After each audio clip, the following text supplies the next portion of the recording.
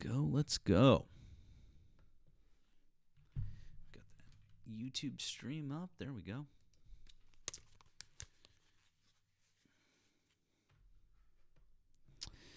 All right. Let's see, guys. Let's see.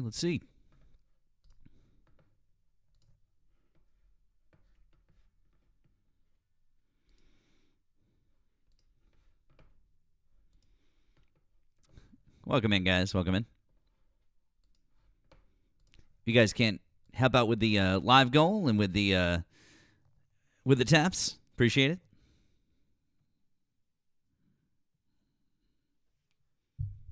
What's up, guys?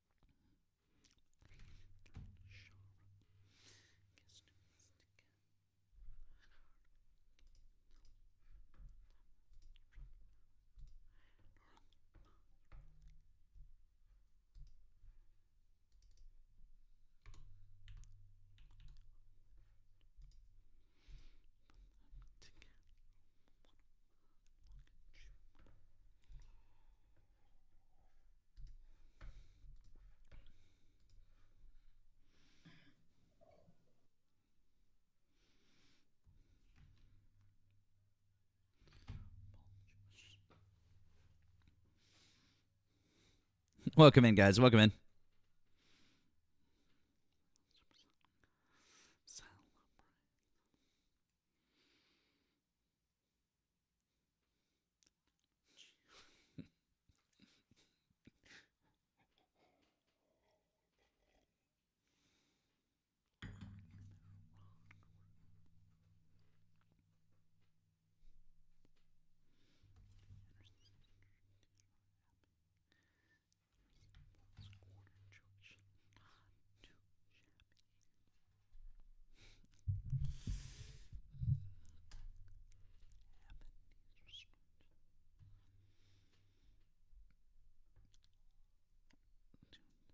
Coffee is in the coffee mug.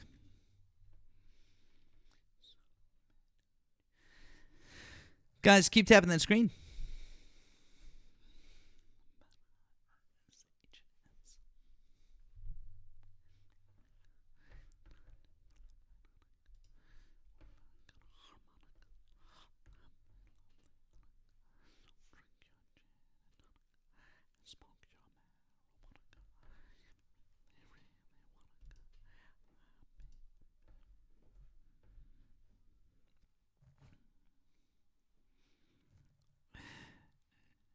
Happy Hanukkah to all of our friends who are celebrating.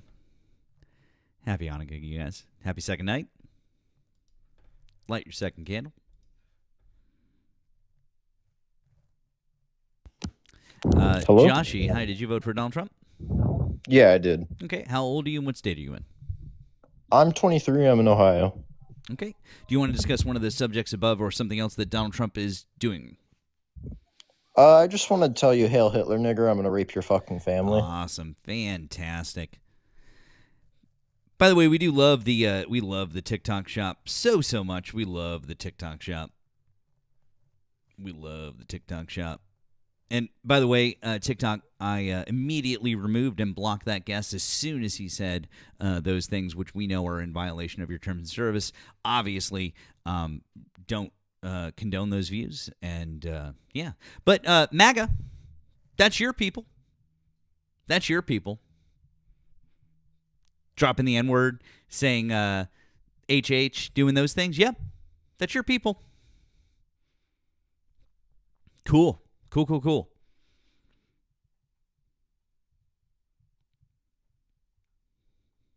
Any other MAGA want to come up? Maybe want to tell me why you're not like that? This seems like a great time to remind you all that if you would like to get your copy of A People's History of the United States, you can find yours in my showcase, in my profile. That's right. People's History of the United States by Howard Zinn, one of my all-time favorite books. Strongly recommend it. Please consider going and grabbing your copy today from my showcase. You can get it direct from the TikTok shop. Also, if you don't want to do that, borrow it from a friend, get it from your local library, get it used bookstore, whatever it is. So there you go. Good times. Guys, if it sounds weird, it's a TikTok bug. You have to swipe out and swipe back in. I'm really sorry. I really wish that TikTok would fix this bug, but they seem to be ignoring us. So, Christy, you got it a couple of days ago? Fantastic. I'm really excited for you. Fantastic. Midwest Priest says, I like the chipmunk effect. Okay. Well, that's you. All right. Well, we have 422 folks in here over on the TikTok side already, just getting started, but not too shabby, as our friend Adam was saying there earlier. So as we get started here, let's get going. Somebody on YouTube said you sound like Rob Reiner. That's a compliment. I would take that compliment any day of the week. Rest in peace, Rob Reiner. What a sad circumstance, man. Fucking terrible. And even more, well, not even more terrible, but quite terrible is what Donald Trump said about him in a tweet, saying somehow that his unaliving was caused by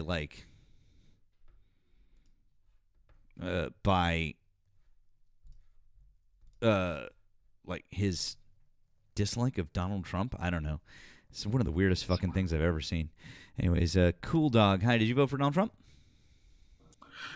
Can you stick your butt out? Cool. Awesome. Did you vote for Donald Trump or? Can you stick your butt out? Cool. Well, guys, that's MAGA so far tonight. We're doing a great job. Volcan, hi. Did you vote for Donald Trump? Yes, I did. How old are you? What state did you vote in? I'm 20 years old. I voted in the state of Florida. Okay. Do you want to discuss one of the subjects above or something else that Donald Trump is doing right now? All right. I'd like to discuss why you think Hegseth is a criminal. Oh, sure. It's because he's violated the law of war as put out by the DOD. But this law of war has never applied into any nation. The powerful nations, look, it's Wait, an time out. ethical thing. Hold on, time out. I think you might be mistaken as to what you think I'm talking about. Who wrote the law of war? The Department of Defense. Right. So who does it apply to? It applies year over year or by administration. Who does it? No. It's real simple. Who does it apply to? Hegseth. It applies to us. It applies to U.S. military personnel. Anyone in the Are U.S. you a military. veteran? So, no. Why does that matter? Oh. Anyways. No. You just said us, so I was wondering. No, I meant us as in the United States. Okay. Yeah. All right. So, anyways, why were you talking about other countries? I'm not talking about other. I'm literally talking about U.S. law, our own stipulations for U.S. law. I can show you the exact law if you'd like.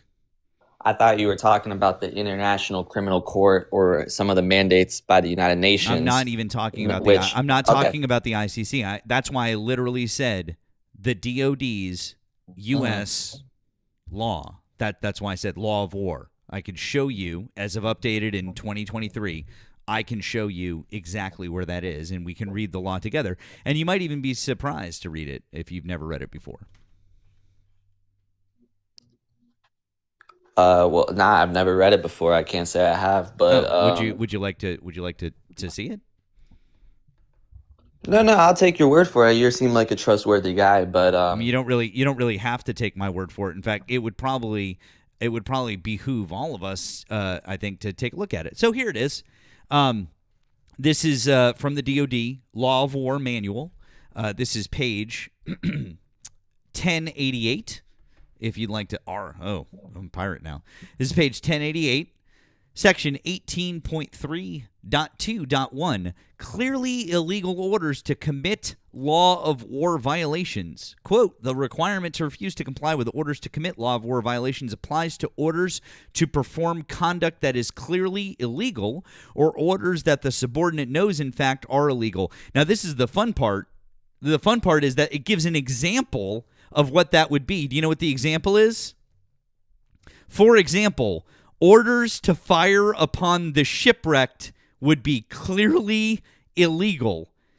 So not only does it exactly quote that, it gives this particular situation as the exact thing that you would be violating. Can you clarify one thing for me, if you may? If I'll ask you. Yeah, of course. So for that, does that apply for hostile ships, such as the Venezuelan cartel ships who are actively smuggling? It applies in any armed conflict that the U.S. engages in. Period. The end. So without a declaration of war? Yep. When was the last time we declared war on somebody? That'd be in World War II. There you go. Attaboy. Very good. A lot of people don't know that. So in the last 80 years, right? Yep. We haven't been at war. Why would we keep a law of war manual that we use regularly and update if we're not at war? And that doesn't apply to us. That wouldn't make sense. In fact, that would be a lot of work for we haven't been nothing. in war. That would be a lot of work for nothing. Also, if that doesn't govern all of our armed conflicts, I would love to know what does. I'd say the commander in chief. No. What would be our law of war? Like, what are our rules of engagement and the rules that we go by to engage in combat? Could you give them to me? No, I'm not familiar with what the U.S. uses for conflicts such as the Middle East. It's because it's the law. It's because it's the law of war manual. And okay, not to flip sides or anything, but like, would this apply for Obama's drones or anything like that? Because it's not like we've been out of conflict since World War II. Both Democrats and Republicans have been in conflict. Hang on.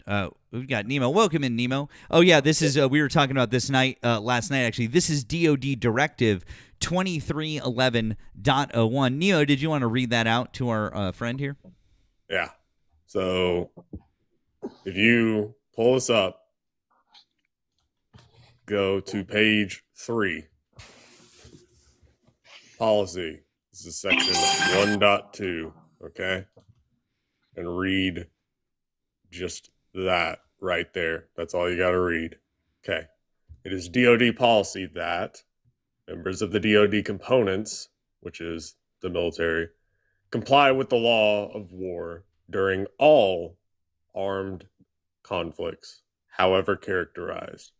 In all of the military operations, members of the DoD components will continue to act consistent with the law of war's fundamental principles and rules, which include those in Common Article 3 of the 1949 Geneva Conventions and the principles of military necessity, humanity, distinction, proportionality, and honor.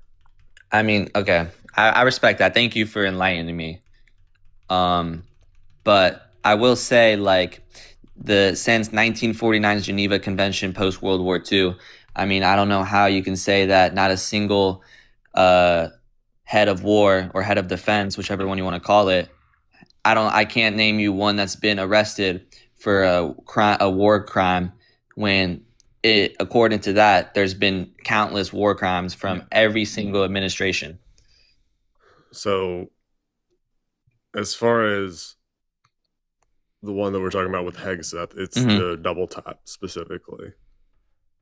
Like the drone strikes, do I think that the drone strikes that have been done in the Caribbean are illegal? Sure. Do I think that would hold up in a court of law? No. I think that if you were to use the law, that the military would have coverage via the AUMF, which is the same thing that every administration has used to conduct drone strikes. Yeah, since I mean, 2002. I don't even think the head of war for the My Lai massacre would have even been arrested. And that's the biggest war crime in the history of the U.S. During the Vietnam War, when they rounded up upwards of 1,000 citizens, mostly women, and just shot them. Yeah. That would never... What I'm trying to say here, my point is that in times of conflict, which in my opinion, as a Republican, this conflict at the border with Venezuela and South American countries, Honduras as well, is a conflict. I think that in times of conflict, there are measures you got to take. Such as bombings, drone strikes, stuff like that. And that's why you need to appoint and, confirm with the Senate a strong and capable leader of this department. Meaning Pete Hegseth? In my opinion, yes. Do you know much about him? I honestly do not know too much about him. I know, Got it. Okay. But from what I've seen since he's been sworn in, I think he's a good guy. How much have you seen? Just the normal stuff I've seen on, Legacy Media and X. Oh, okay. Is there like a and point what do you have to compare that to? with former administrations? Cool. Who was the Secretary of Defense under Joe Biden? I have his face in my head, but I couldn't tell you. I don't want you to. Yeah, what does he look like?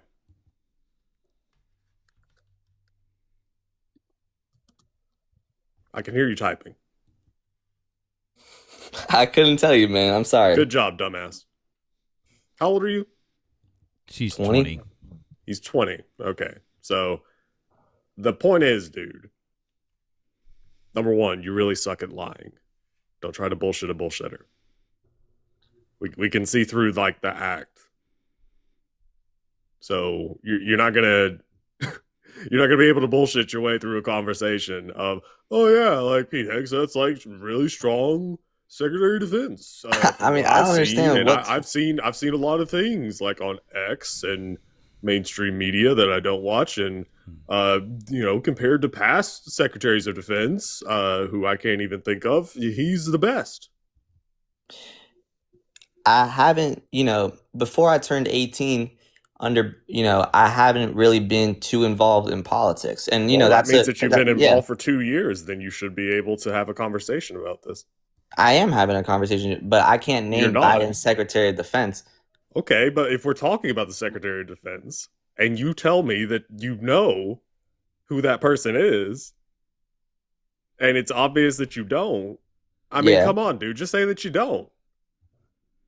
I was saying that. I mean, respectfully. No, you weren't. What you were doing is saying, oh, I can see his face. And the second that I asked you to describe him, you started looking him up because you can't remember who he is. You don't know his name. Yeah. You don't know what he looks like. But I was never going to claim to know exactly who he is. You said that you know his face. Yeah, I mean, I've seen him on the news before. And I asked you to describe him to me. The first things that you would have said is that he's a black guy.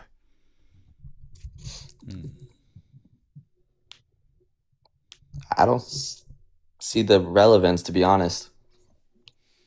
The point is, dude, if you actually knew who I was talking about, you would have at least said that, because that's something very easy to remember and something very easy to say when describing someone is their skin color, right? I mean, That's yeah, very that's simple, interesting, right? but sure, I could agree That's with that. interesting. Have you ever described someone to someone? Yeah, I mean, I usually go Yeah, by and you hair. probably mentioned their skin color, their complexion. Yeah, okay. It's not interesting. That's basic. That's basic conversation. I'm not trying to like get you here. I was just Okay, saying, that was you trying to fill the dead air with some type of response that was unneeded. So the point is, dude, back to the original discussion. All The right. law of war applies to all armed conflicts, regardless of if it's classified as a war or a conflict or an operation or a skirmish or a disagreement or a whoopsie daisy. It doesn't matter. The law of war applies. Yeah, I mean, I get that. Okay, so we get that the law of war applies, and the law of war is pretty fucking clear about this one. I don't know Yes, if sir. you showed him that part, Matt. I did. Oh, okay. Like the example that it provides, which is 2 years before this whole thing even happened. This is a hypothetical example that they just pulled out of their ass just to make it very obvious. Like, well, you know, hypothetically, if somebody were to tell you to do this, that would obviously be illegal. Mhm. Firing upon the shipwreck is clearly illegal. That is verbatim from the law of war. Mm-hmm. Yeah. Yeah. Yeah, I see what you're saying. Also, I need to point something out to you, just from what you said before. The Melee massacre, there were 14 people that were court-martialed because of that. Right? You know that, right? There was a cover-up, and those people were court-martialed, and it was investigated as and tried as war crimes. In fact, people even wrote papers at the time explaining how you could have tried them the same way that they tried people at Nuremberg. Yeah, I mean, but my point for that specific example, and you know, to be honest, someone could fact check me here, but the head of war at the time was not persecuted or tried, Hang on, court-martialed. time out. Did the Secretary of Defense at the time give the direct order to do anything there? No, he didn't. Did Pete Hegseth give the direct order to do this? Yes, he did. He said that he did. If he's the one giving the order, he's the one who's liable for it. That's why the person who actually got court-martialed and convicted was, what was his name? Cawley, something like that. I remember the guy. It was something like that. It started with a C. I forget his exact name. Excuse me. It's been a while since I read on it. But that guy, he was the one who got in trouble, and he tried to say, well, I was just following orders, because he had been ordered to like take the village. Nobody ordered him to do what he did in the village. He did that on his own, and he ordered his men on his own. That's the problem. He was the one who gave those orders. And there's a lot of debate about the men that followed the orders, and they probably should not have gotten off, but unfortunately, I think most of them did. Well, the Nuremberg trial set the precedent for that. But most of them did. So anyways, my point being that the person who gave the order, in this case, Pete Hegseth himself, because he said so, he is the responsible party. That's why we didn't go back up the chain of command to the Secretary of Defense. He didn't have anything to do with the Melee massacre.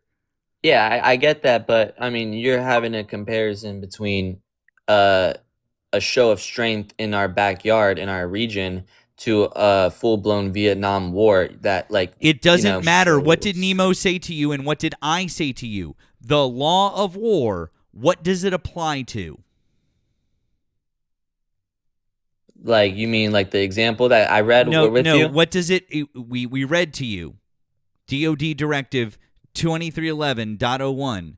It says very specifically, the Law of War Manual applies to all armed conflicts, regardless of characterization. In fact, it even says, regardless of characterization, specifically for people like you who are like, well, we're not at war, so literally spells it out, regardless of characterization, all armed conflicts specifically, because it does. It applies when we boom boom a vote in Venezuela. It applies when you do some terrible thing in Vietnam. It applies when you do something in Iraq. It applies. I mean, take your pick. If it's an armed conflict and we're involved, that manual applies. I don't make the rules. The DoD does. Yeah. Yeah. Well, I mean, the DoD that, published that ruling under Biden's administration. Oh, really? Do you think it changed from the previous administration under Donald Trump? I know it hasn't been updated since Trump's administration. Actually, it was updated in 2023. Do you think that rule changed from Donald Trump's to Joe Biden's administration? I before this live, I didn't even know that the DoD had a handbook. I know. So why did you just say something like it wasn't updated since Trump? You didn't even know that it existed. How could you say something so absolutely silly, bud? Yeah, that was a good. You got me. Yeah, I know, right? So, anyways, the point being is that you don't really know what you're talking about on this one. Vulcan, Yeah. you think that Hegseth is a good guy? I mean, I don't know him personally, but I think he's doing good for the country. Got it. Okay, so you agree with his stances on that. That's cool. This is Pete Hegseth.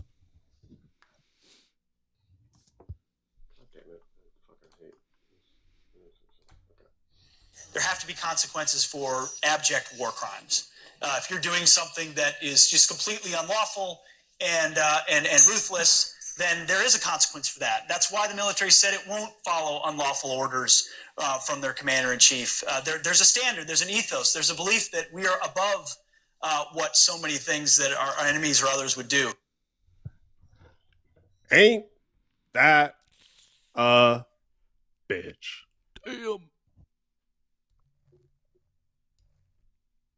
Damn.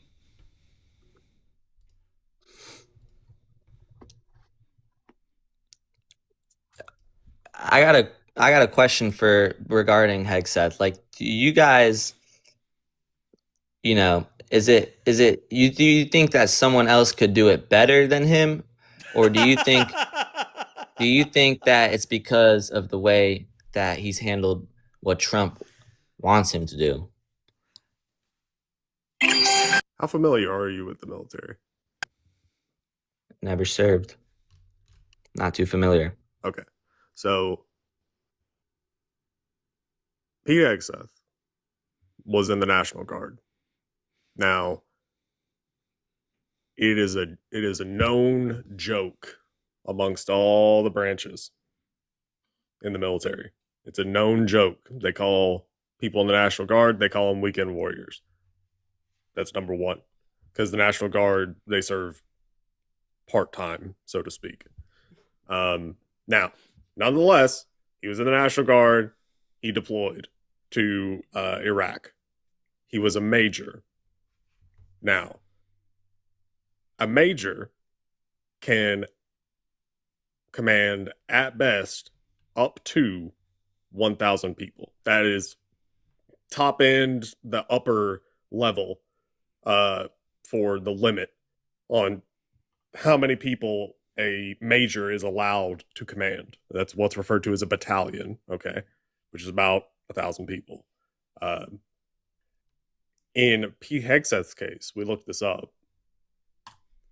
he commanded like 200 or 300 At most. It was something like that. Yeah. Maybe 300 at most. Yep, So I'm familiar with that. Okay. So he commanded about 200 or 300 people when he was a major and whenever he was deployed. Now, going from that to the guy who runs the entire Department of Defense, the entire military, that's a bit much. Typically, the person who runs DOD is either a former general or a current general. I mean, generally it's like a retired general. So normally they are a 4-star general.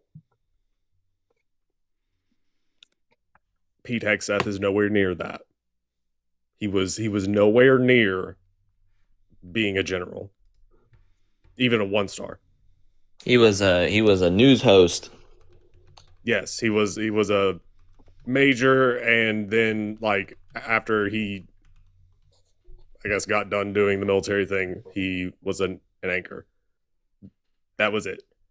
Like if he's going to be the secretary of, I don't know, fucking labor or something, okay, that's fine. I don't care. If he's going to be the press secretary, great, wonderful, good job.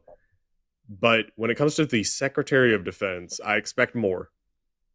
I mean, shit, I expect more out of anybody that is going to have a cabinet level position, but especially the Secretary of Defense, the person that is the highest ranking civilian position when it comes to the military outside of the president.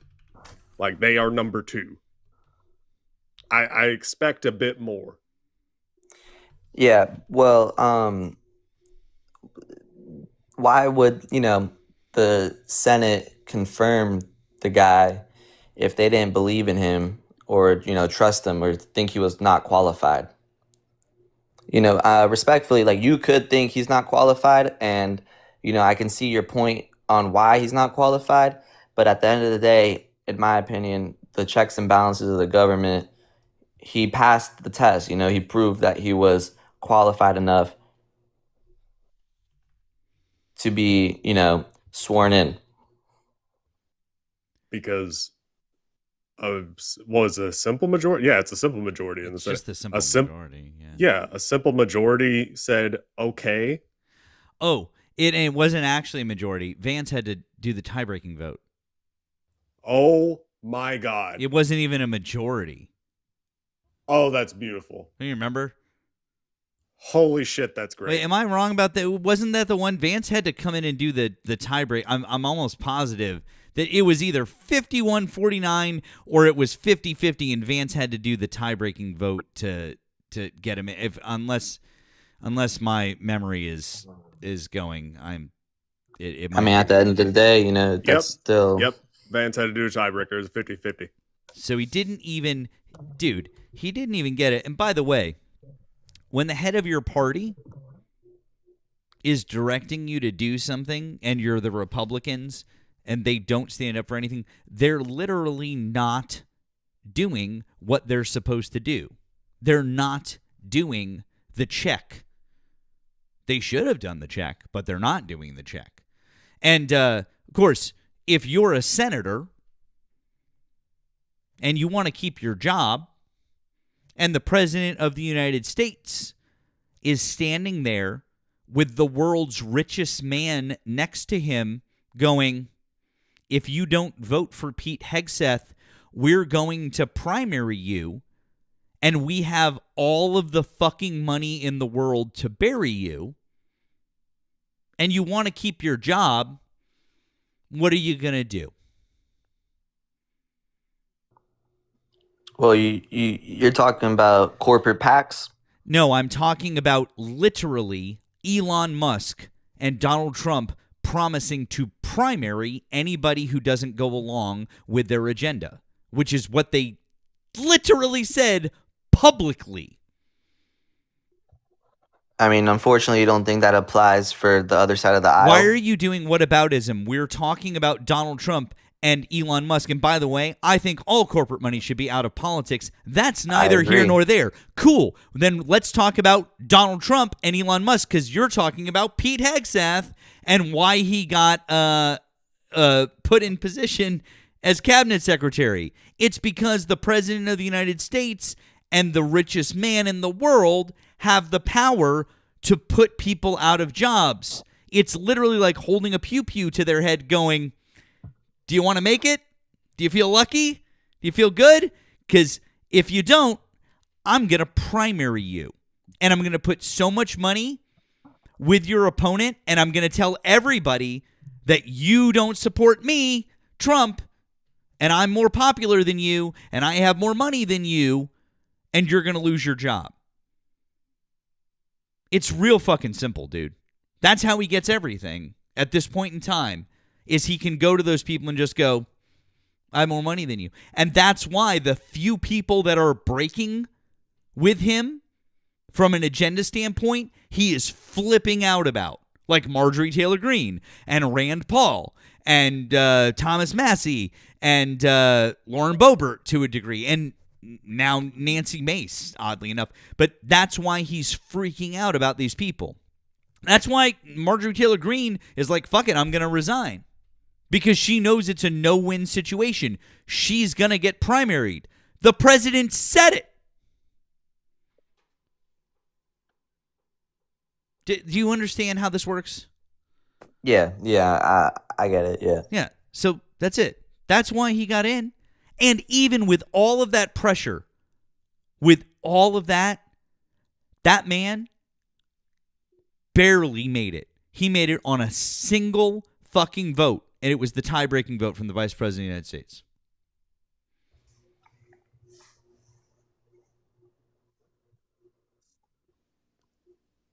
It should be noted that Republicans have 53 Senate seats. And I checked, 3 Republicans voted against Pete Hegseth's confirmation. So 3 members of your own party said that he wasn't good enough.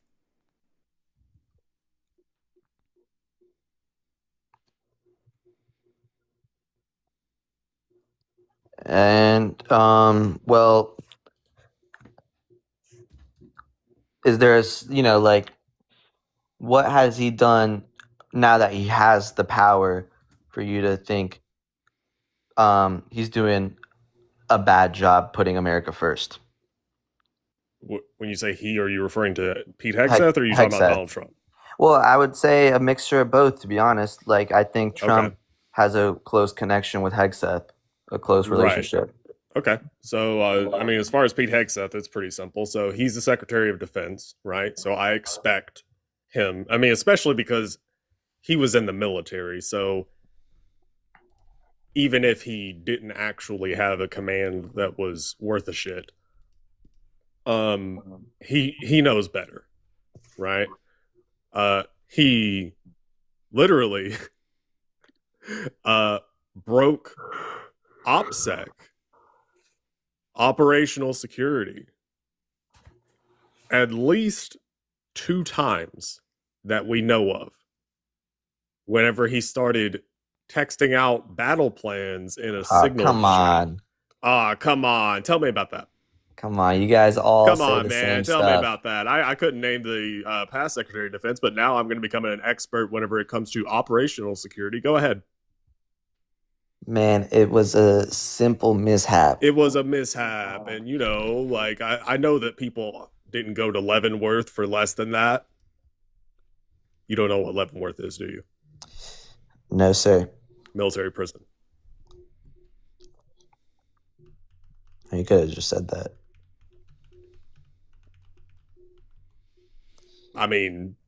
You're the one sitting here acting like you know this thing so well. I'm not acting like that. I'm just trying to enlighten myself. Come on, it wasn't that big a deal, which implies that you understand the implications of it and exactly what happened. But you don't know the implications of it, and you don't know the severity of that action.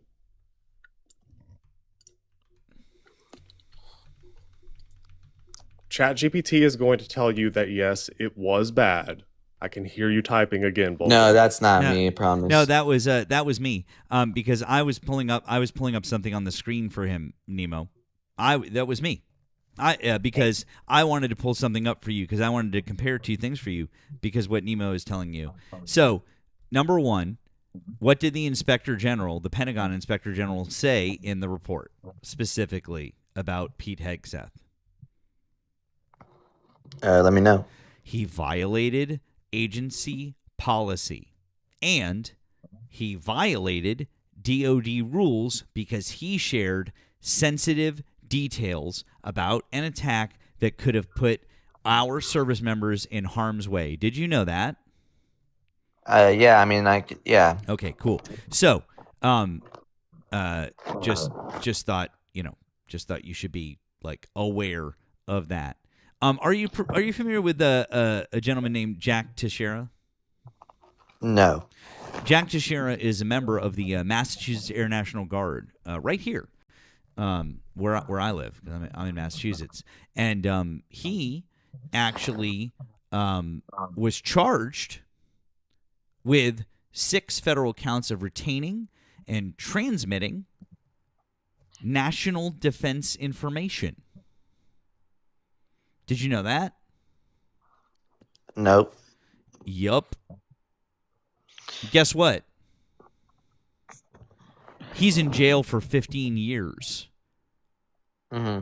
That would be charged with transmitting national defense information.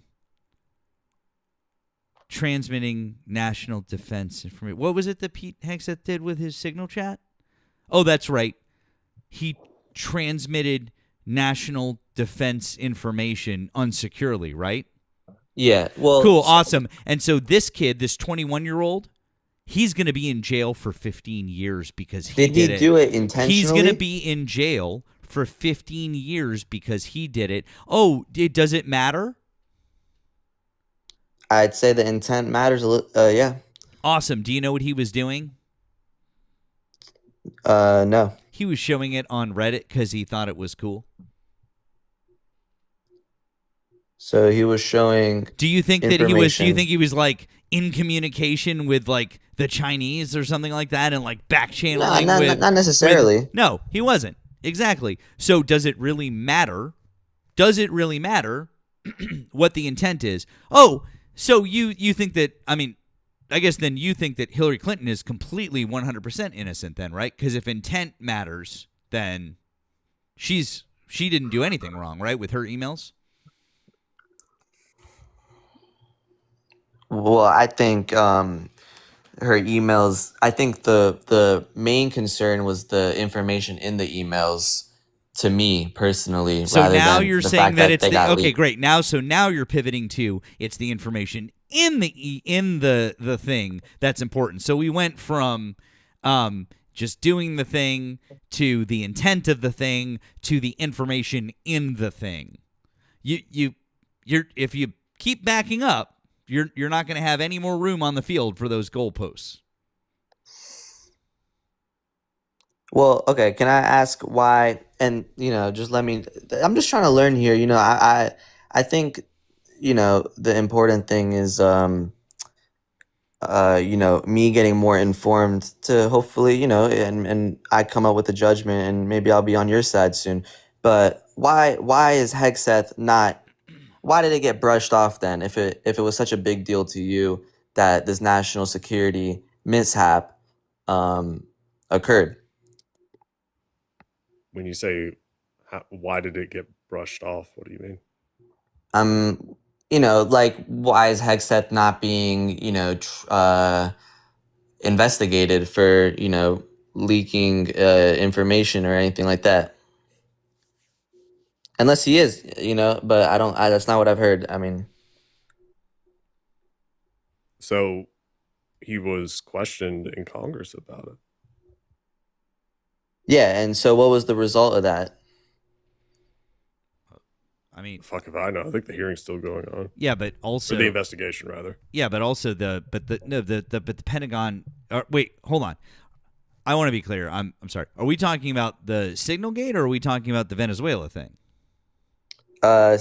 Signal Gate, if that's what you want to call it. Signal Gate, the investigation was completed by the Pentagon's Inspector General, and they found that he violated their rules. Now, normally, he would have just resigned immediately. Like, under like any other normal circumstance, he would have just resigned because that's like a huge embarrassment. Aside from the fact, by the way, that we haven't even mentioned that both China and Russia have both successfully hacked Signal before. Which is like, fuck. Why are you using Signal to talk about any sort of military action? Holy shit. Don't do that. That's so fucking dumb. But, like, anyone else, any other SecDef, they would have just resigned. Like, the president would have been like, you're out, you're done. Like, that's it. But Donald Trump just doesn't fucking care. Because he doesn't care that he has inept people around him or people that do shitty, terrible things. He's just like Pete Hegseth in his hearing when he was asked. And by the way, Nemo, it's so funny now that I think about this line. This is so fucking telling. They asked Pete Hegseth directly, would you deny an unlawful order if the president gave it to you? And he wouldn't straight up say no. He wouldn't straight up say no. That dude, Volkan, that is such a layup question in a hearing like that, because that is literally part of the U.S. military code. Like, that is, you are obligated to deny an unlawful order. Like, that is your duty. If you're in the military, you have to. Mm-hmm. And they were like, point blank, would you deny an unlawful order from the president? And he wouldn't say no. He was like, well, the president wouldn't give me an unlawful order, so, You could have just said, yeah, no, won't do it. That would have been I mean, I agree with you, but I honestly, I will say I can kind of see why he said the thing he said for that question specifically, but I don't think it's a big, talking Why would point. he say? But Why wouldn't he? Hold on, time out. I want to know. Mm-hmm. Why wouldn't he just say, "Of course, I would deny an unlawful order"? Why wouldn't he say that? This is going to be sounding like hypotheticals, but I just feel like if he were to say no, or deny the unlawful order, they would, make it seem like Trump is giving him unlawful orders or like something that he's had to think about or come to terms with. This is before he was SecDef. They just posed it as a hypothetical. They said, if you were given an unlawful order, would you not take it? That's it.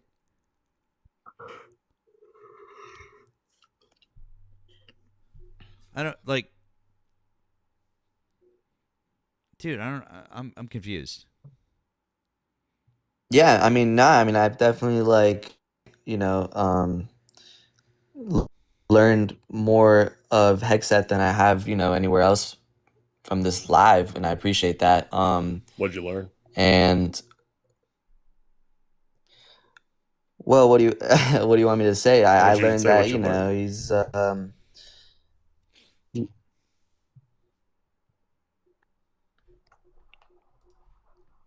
regarding Hegseth. Yeah. Or Trump, or Venezuela. You said that you learned a lot about Hegseth. Well, I'd say specifically I learned that he probably didn't do the information on the platform he used. What was it? Signal. I would say that's definitely a bad look for him, and I honestly didn't even know about it. I knew about what happened with the journalists and everything, but I definitely did not know about, you know, the implications of 15 years in military prison, stuff like that. And I personally think that it's a shame that, you know, that this thing isn't being looked at more. I think the government's, you know, a little too slow and everything. I mean, not to go on another Republican tangent or like a, you know, but the big government, but you know, Dude, you think this has something to do with government being slow? That you think that's the I think he's reason not. why? Dude, the reason why this isn't happening is because the Republicans won't do it. That's it. It can And happen like well, that. I It think can happen like that, dude. You gotta kid, stand up and face the facts here, okay? Yeah. Like face the facts. Look in the mirror and go, the Republicans are too chicken shit to stand up to Donald Trump and do the right fucking thing. That's it. They're in the majority in the Senate and the House. If shit's going to get done, it's going to be because they make it happen. The only reason that the e-files are coming out is because the Democrats forced through a discharge petition by getting 218 signatures, and they got some defections from the Republicans. which, you know, like I said, when is that coming out? I mean, I'm confused. I'm waiting for it. They say what, 3 days now, and you know, I'm waiting for that now. You should ask Don. Why hasn't he produced them yet? I agree. I mean, that's Why a didn't lie he that produce them said 10? in Why his didn't he campaign. produce them said 10 he was months going to ago? release. I know. Why didn't he produce them 10 months ago? I couldn't tell you, and I'm not happy with it, to be honest. That's one thing that I think both parties, you know, I see these polls that both parties want the release of the Oh, e-files. if both parties and want it, it's then one why thing. then why did no Republicans, with the exception of 5, sign on to the discharge petition to get them released? Why did Mike Johnson adjourn the House into recess rather than bring up a vote on Yeah, I mean, that let's exact be bill? real here. Why did Mike Johnson do that? Let's If be the real. no, let's be fucking real. If the Republicans fucking wanted it, why did they do that? I think it's not Republican anymore. It's more It's Trump. Mike Johnson is the Speaker of the House, and he's a Republican. And Yeah. no, And Trump told Mike no. Because then you could say, okay, well, it's just Mike Johnson. Great. No, I'm Then there's agreeing with you here. Then there's a discharge petition. The discharge petition, they all could have signed on to that, but they didn't. Why didn't they?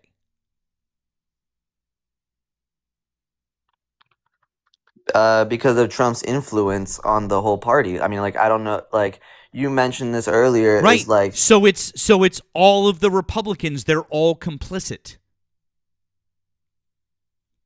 I think that they all have, you know, their own breaking point and everything, and I think we saw 5 of them meet that with this. So basically, all of the Republicans are complicit because they're doing what Donald Trump wants, right? They're complicit. They're doing the thing. They're trying to keep the files covered up. Yeah. Sure. Yeah. There you go. That's it. Dude, yeah, I'm sorry, but we Yeah, just I gotta think- call it. We gotta call it like it is. Call the balls and strikes straight down the middle. No, I mean, I think on the e-file specifically, I think we're seeing pretty eye to eye with my disappointment of how he handled it and how you expected him to handle it. And I think it's has a little bit regarding him.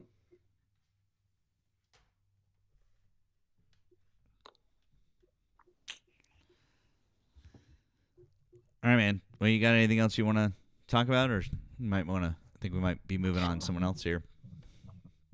Yeah, man, that's good. I do appreciate it. You know, I go on these lives a good amount, and you were you were really respectful. So I appreciate it, man. Thank you. All right. Well, you were too. So if you want to come back and have another conversation, come back and talk with us again, okay? All right, appreciate it. Thank you. All right. Guys, keep tapping that screen. We're going to move on to our next guest right now. While we do, let's keep getting those numbers up, help out with the live goal, help out, make sure that we're doing the same with Nemo. Doing both of those things helps keep us out on the FYP. If you're not already subscribed over on the tube, go subscribe on the tube. Drop a comment, drop a like, watch for a couple minutes, help out with the algo over there. We appreciate it. We have links in our bios if you want to offer additional support. Links in our bios for additional support. Nemo and I both appreciate that. Can we get a thank you to Tammy? Thanks to Tammy for the Blue app. Thank you, Tammy. That was very kind of you. Appreciate that very much. And keep them coming, you guys. We appreciate all of you. All right. Once again, guys, just looking for Trump supporters at the moment. Just Trump supporters, please. Thank you, Ray. Oh, for the blue sorry, app as well. nope. Didn't mean to do that.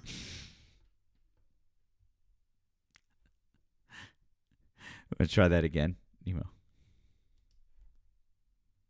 Thank you, Ray, for the blue app as well.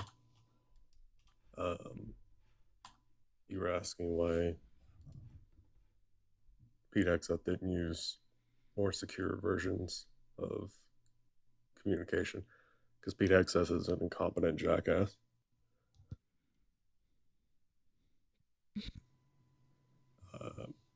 Oh, by the way,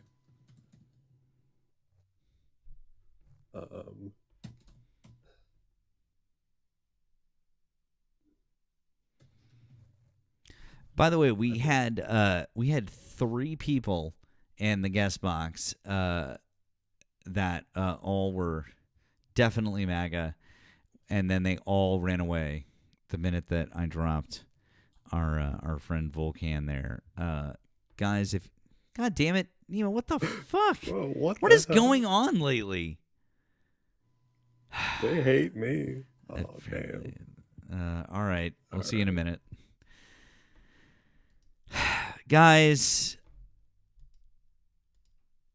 we got a 10-minute thing. Please power tap. Help us out. So fucking stupid. I can't believe this shit sometimes. Power tap the live. Help us out. Nemo will be right back. Guys, we got almost 1,000 people over here on the TikTok side. Glad you guys are here. Yes, he got a flag. He'll be back on one of his other accounts. So it'll be all right. So, guys, if you voted for Donald Trump, hop in the box. Let's have a conversation. We literally have 1,000 people here, and no Trump supporters want to come up and have a conversation with us. I can't believe you guys. So, I'm starting to get the sense that you guys really just don't support him anymore. So weird.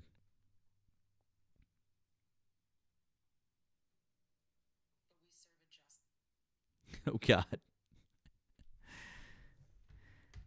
Oh, Nemo, what's going on? This is some weird shit happening tonight. Thank you guys for hitting that live goal. We appreciate it. Yeah, Nemo, what the fuck? Yeah, maybe restart the app. I don't know what the fuck's going on.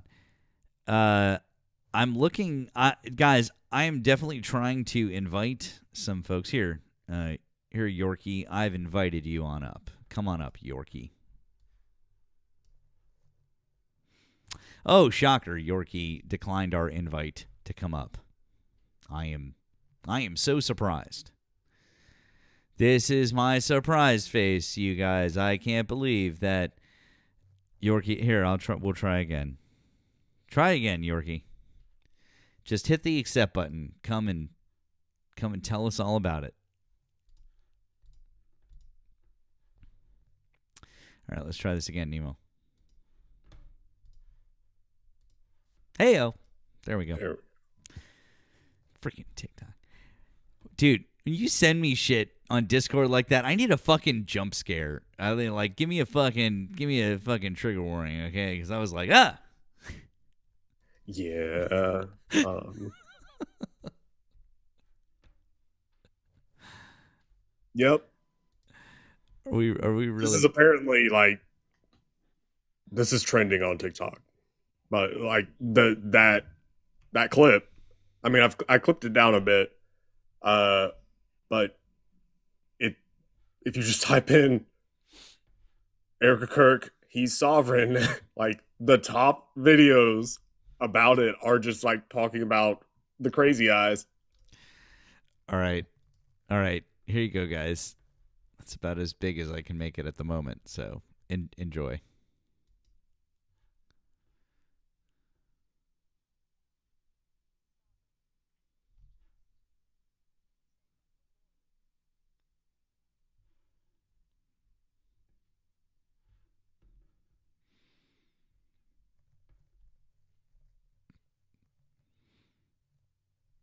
I mean, the eyes. Oh, apologies on the tube. Here, my apologies, guys. Let me give you the my bad. I'm gonna play it one more time for our friends in the tube. My bad, guys. Sometimes I forget that we've got to the extra unmute. But we serve a just God, and I rest easy in knowing that He's sovereign, but He's just. And so let the Lord handle that. Also, I love where the clip ends. Like Yep. that's a spot. Yep. That the freeze frame is it's something because holy shit. Yeah, that's a She's got the one We one serve a just- eyelid is just a little bit more squinted than the other. Just the oh, too much. Too much. Oh, goddamn. Ugh. I'm telling you guys, her and JD are sharing. They are sharing eyeliner tips. They're sharing eyeliner tips. There's no doubt about it. So yeah. oh, The funny part is that Candace Owens is not phased at all. Uh, you know, I disagree with Candace Owens on literally all of her policy positions, and I think that she is a royal piece of shit. But dear God, it is so fun to watch the right wing cannibalize itself. It's so fun to watch Candace Owens, who is clearly so done with Erica Kirk's bullshit, just drag her ass. It's beautiful. it is. It's really fucking weird. Honestly, just the whole thing, like top to bottom, it's just so fucking weird. Susan says apparently those two got together today.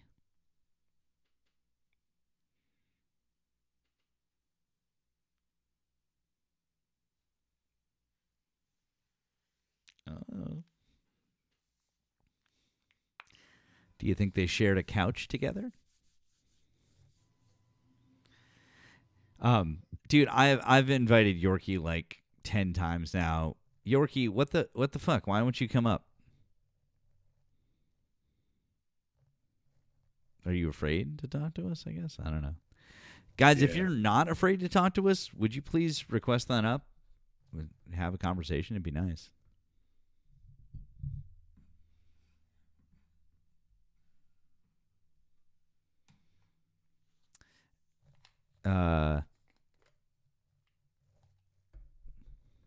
Right price says, buddy, your boyfriend is calling. My boyfriend?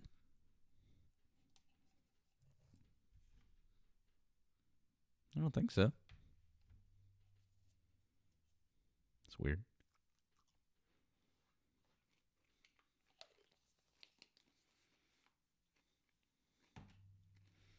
Which one? Stop it.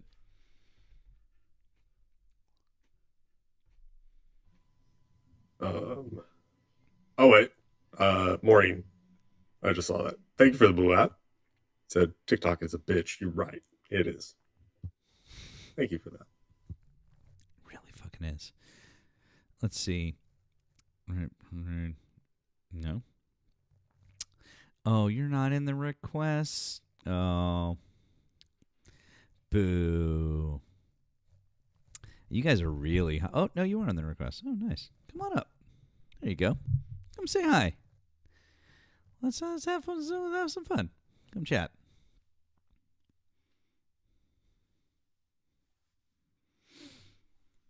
Once again, guys, thanks for being here with us on on a Monday night. We're here Monday through Thursdays, starting around 10 p.m. Eastern. Friday afternoons, oftentimes. It's good times. We're also over on the Tube. Oh, by the way, once you go over to the Tube and if you subscribe to me, make sure you go in the description of the video and most of the videos now. In the last couple of weeks, I've got Nemo's tag there as well. Please make sure that you subscribe with Nemo. If you're not already, join up on the Discord. We have a lot of fun over on the Discord. Discord is great. Good community. Lots of fun chats. Join up. Have some fun. It'll be a good time. So, yeah, great times.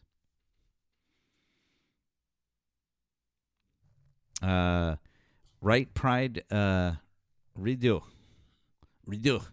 Are you gonna come up, or I don't know? Accept our? Did you accept our invite? You don't like us? I think Yorkie finally figured out how to turn off his requests. Oh, Yorkie. Oh, by the way, Doug Maritime, Cancel Culture, was on Doug's live. Our friend Doug live. Oh boy. Yeah. And I was there, and he came up. That was Oh man. that was a thing. What was he on about today? I don't even remember. He kept saying something about like how like I didn't understand what we were talking about last night. He's like, Matt didn't understand. And then I was just sitting there just watching, and Thick had come up too, and he explained what he was trying to say to both of them, something about undocumented immigrants getting jobs and this, I don't know, some fucking roundabout thing. And they were both just like, I think it was Doug who went, I can see why you think Matt didn't understand, because nothing you said made sense right there. It's like, Yeah. It was fun. Yeah, Jobby Tree. That's Thick's new word. He's like, follow the Jobby Tree. That was good. He never makes any sense. Agreed. Right, Pride, redo. Why won't you come up? I mean, you don't want to talk with me and my boyfriend here, since that's what you think. I mean, just come on up, dude. It's totally fine. I know you think that like calling people gay or saying that they have a boyfriend is like some kind of an insult, but like no one here cares. Like, I guess if you're like 13 years old, that might be a thing, but that's funny. Anyways, Please continue thinking about that. Right, Pride. Please continue thinking about it. Curtis says if they don't come up, you should take away their speaking rights. Yeah, we do that sometimes, but also we let people chat. We let people chat. It I do think that I do think it's good. It is good for us guys to have some folks in the chat and to allow them to chat. So no, we don't mute everyone. No, not everybody. But they spam if they slur, or also if they come in repeatedly and they just do the same shit. Yeah. So yeah, Warren, I know that, but we still need folks to engage, and when they say some silly things in the comments. It does help. I know. So Nemo Matt fanfic. God damn it. Why do I feel like that's a thing that's gonna like appear in the Discord now? You Jesus Christ. You spoke probably. that into existence. All right. Oh, we got somebody here. Let's see. Jimmy, hi. Did you vote for Donald Trump?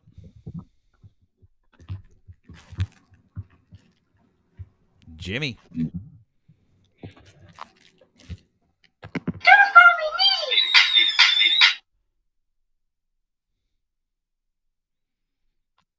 Was that Elma?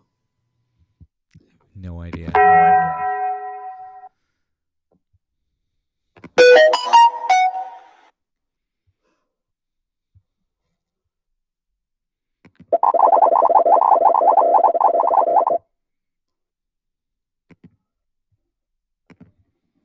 Yo, bro, come over here.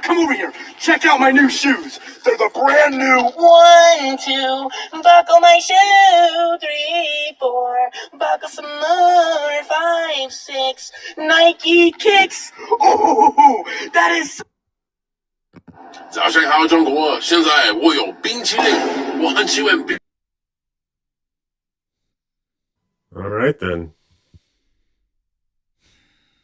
I hope you find a new notification. I kind of wish that you were a shitty MAGA person. Like, that would have been better.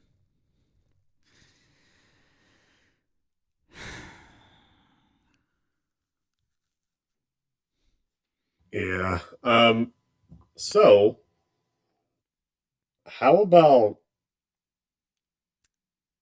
the Trump's tweet about Rob Reiner. Yeah. Dude,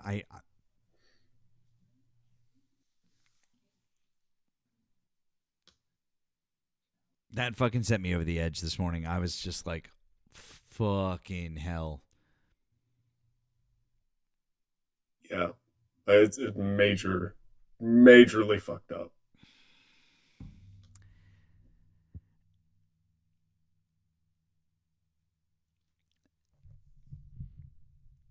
This, don't forget, this is the person who stoked the fires, right? When it was all about the Charlie Kirk thing. And talking about, speaking ill of him and, oh, how dare you after you die and this and that. And here is somebody who was unalived, clearly in a situation where there was foul play. We knew that there was foul play. And talking about it the way that he did, it is just the abject fucking hypocrisy. That is, but I mean, it's obviously it's what we're used to by now. Like, yeah, of course we're not surprised, but it still is just so fucking low. It's so fucking scummy. It's so shitty. Like, fuck. Yeah. I mean, these are the same people that were getting people fired for quoting Charlie Kirk. Literally quoting him. That was enough for clowns to go dig into these people's lives, figure out where they work, call their employer and get them fired. Mm-hmm. Meanwhile, Donald Trump says this shit. Or with Jimmy Kimmel, in the case of Jimmy Kimmel, trying to get him taken off the air when he didn't actually make a joke about Charlie Kirk. He made a joke about Donald Trump related to Charlie Kirk, but not directly about Charlie Kirk. Like, it's insane. It is insane. I fucking can't with the hypocrisy. It's beyond. So, but it's just fucking awful. Also, just to point out, like, that, just what a terrible situation. A terrible situation, and Rob Reiner was a generational talent. Like, he, for everything that he did, and the stuff that he gave us as an artist, like, fucking A. Yes, Oliver, Trump did not lower the flag for the National Guardsmen, but he did do it for Charlie Kirk, the guy who said that black women don't have the brain power to do the same jobs as everyone else.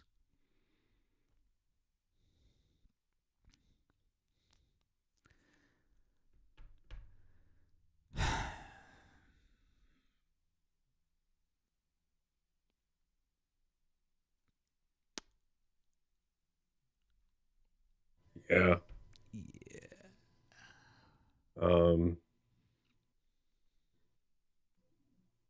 But apparently the president's words don't matter.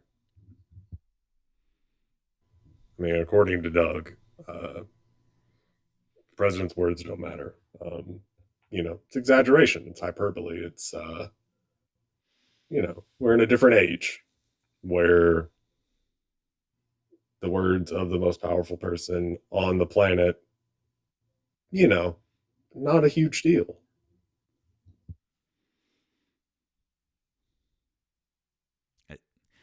It's an embarrassment. He's an embarrassment top to bottom. But I mean, I guess that's the dementia and the senility, maybe. I mean, that's part of it. So, Joe Biden never would have done something like that, though. I mean, just pointing it out to you that that's not a thing that Biden would have done. You can call him senile and demented and Sleepy Joe and all of that shit. Like, call him whatever you want. Biden wouldn't have fucked up like that. He wouldn't have said shit like that. But, yeah. I remember one time they freaked out, and I can't remember if it was Mitt Romney or it may have been Kanye West. Barack Obama called them a jackass. Like, it was in between, filmings or whatever, but he was still on camera. If that makes sense. Like, I think he was on a radio show or something. Like a hot mic or something. Yeah. And so, like, he's on camera and they're just kind of like sitting there talking. And I think that, I think it was Kanye. Yeah. Okay. So it was Kanye. I think Kanye had said something at the time, which this was years and years and years ago. And it was dumb. And I think that Obama, he said he was talking about it with the guys. And then he's like, yeah, jackass. And just kind of moved on. And people were like, oh my God, what? The president can't call someone a jackass? Yeah! Yeah, it's not presidential. Yeah, that's where we used to be. Now, we used to be upset with presidents because they wore a particular color suit or because they put mustard on a hamburger. Yeah. Oh well, I mean, also because he's black. I mean, there was that part too. They were just doing all the little things because they couldn't outright be like, "We don't like you because you're black." They were doing all the little nitpicky things just to skirt around it. But yeah, they had to come up with synonyms for the words that they wanted to use. They were really salty about the fact that for 8 years they had to say elitist and arrogant instead of uppity. They desperately wanted to say the word uppity the whole time. He's really did. They really, really did. They did. Erica, what's up, friend? The reason I was a few minutes late tonight is because I had some fun on Erica's live with her earlier.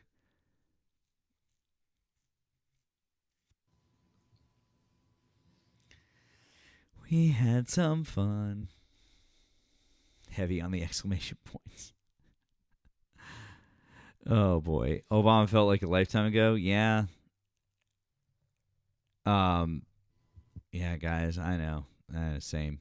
Guys, we have 930 people in here. If you voted for Donald Trump, would you please come up and have a conversation with us?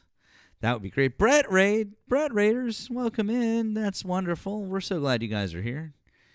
That's fucking fun. So I had a thought the other day, and I don't really know how best to articulate it, but you know how, so movies, typically it's like action movies that involve like something where the White House has to make a statement. So like Armageddon or, some type of end of the world type movie. There are certain movies where they actually use the real president. So Obama was used in a couple movies. And it's not like he filmed for any of these. They just like found something that fit for whatever the scene it was. And yeah. So when I see stuff like that, it's whatever. It's like, okay, yeah, the president's talking in this fictional story or whatever. I can't picture Donald Trump being used in the same movie. Like instead of Obama, the movie plays out exactly the same, and let's say they found Trump saying the exact same thing, and they put that clip in. It would feel weird. It's like, fuck. Now I'm not even thinking about this movie. Like, I don't know. It would take you out of the movie, is what you're saying. Yeah. And I don't know if that's because of like a bias where, Obama didn't suck, and so I don't think about that. But yeah, I mean, I feel like it's also the whole presidential thing, because shit, there's even the part about in one of the Die Hard movies, there's this part where they do a compilation. It's a clip compilation of all presidents or all sorts of presidents over the years saying different words, and they like mash them together so it's like saying a certain message or whatever. Mm-hmm. And like they even had fucking George W. Bush in that, and that still didn't take me out of the movie. Yeah. I feel like Trump he's kind of ruined everything. Because he has. He just have yeah. No, yeah, Back to the Future, just FYI, in case anyone is not aware, Back to the Future 2, Biff, when Marty goes back to 1985 and Biff is like, has the Biff Casino and Hotel, and he's like shitty and awful and is like, and had George unalived and is married to Lorraine and all of the like awful stuff. Confirmed that was based off of Donald Trump. That's not speculation, by the way. Bob Zemeckis and Bob Gale have said, they're like, oh yeah, that was based off of Donald Trump. That is a fact. That's fact. So, just FYI. One of my all-time, I have so many movie facts that I really, really like, and I love that they were like, we need Biff to just be like the shittiest, most unlikable. What could we do? Oh, that's it. We got it. We got it. Yeah, that real estate guy in New York. Make him like that. It'll be great. Yeah. Oh boy. Is Doug here? Doug's here. Oh boy. Hi, Doug. Oh, it's Doug. It's hyperbole. Is it hyperbole? Let's see here. Somebody tagged me, and so what do we get tagged in here over on the Discord? What do we got? Okay, we'll watch that. That'll be fun. Watch that. Thank you. All right. We got no one. Oh, that was exciting. We had somebody in the box for a minute, guys. Once again, if you voted for Donald Trump, hop in the box. We still have well over 900 people in the room, and we would like to have a conversation with you. So I don't know, just all the thing. I don't know. I'm trying to say like as many disparaging things about Donald Trump that I can at this point. I was like talking about the Back to the Future 2 thing. We're talking about, it's like, God, I don't know. There's nobody in here wants to come up and talk. Yeah. They're hiding today. They really are. They really are. I don't even see him in the chat anymore. And that's saying something because we don't mute Trumpers in the chat. So, like, holy shit. God damn it. Yeah, 900 people, 200,000 likes. By the way, thank you for that, guys. You guys are awesome. You're kicking ass like usual. And they're gone. They're gone. So, Creaky said, maybe say Trump is not my daddy. That will bring them out. Yeah. Trump is not my daddy. Also, Trump is a bad president. Obama was better. Hillary would have been better. Hillary is less guilty than Donald Trump. that's Kamala Harris would have been better. Also, someone said you didn't include the scene where Biff attempts to force himself on Lorraine in the first movie.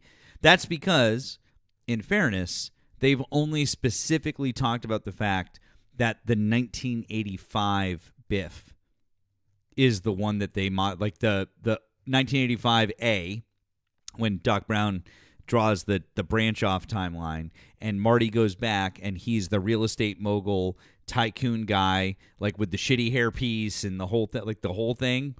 That specifically, they were like Donald Trump. The rest of it, they didn't specifically say that Biff was all modeled on Donald Trump, but it was just that part. So just FYI. It's Doug again. Yeah, two things. First, I did not know your brother was named Doug. That's kind of ironic. Second of all, I really thank you guys for finding out that fucking noise that I couldn't figure out. So I really appreciate that. And third of all, I didn't want to come up here, but Nemo, you said Obama was a better president, and I just had to come up because I don't think that he was. Oh, that's the one that works. Yeah. Somebody write that down. We're going to use that. Oh, All right. Is that what you're trying to do? I'm right up here. I'll be right back, Nemo. Give me 1 sec.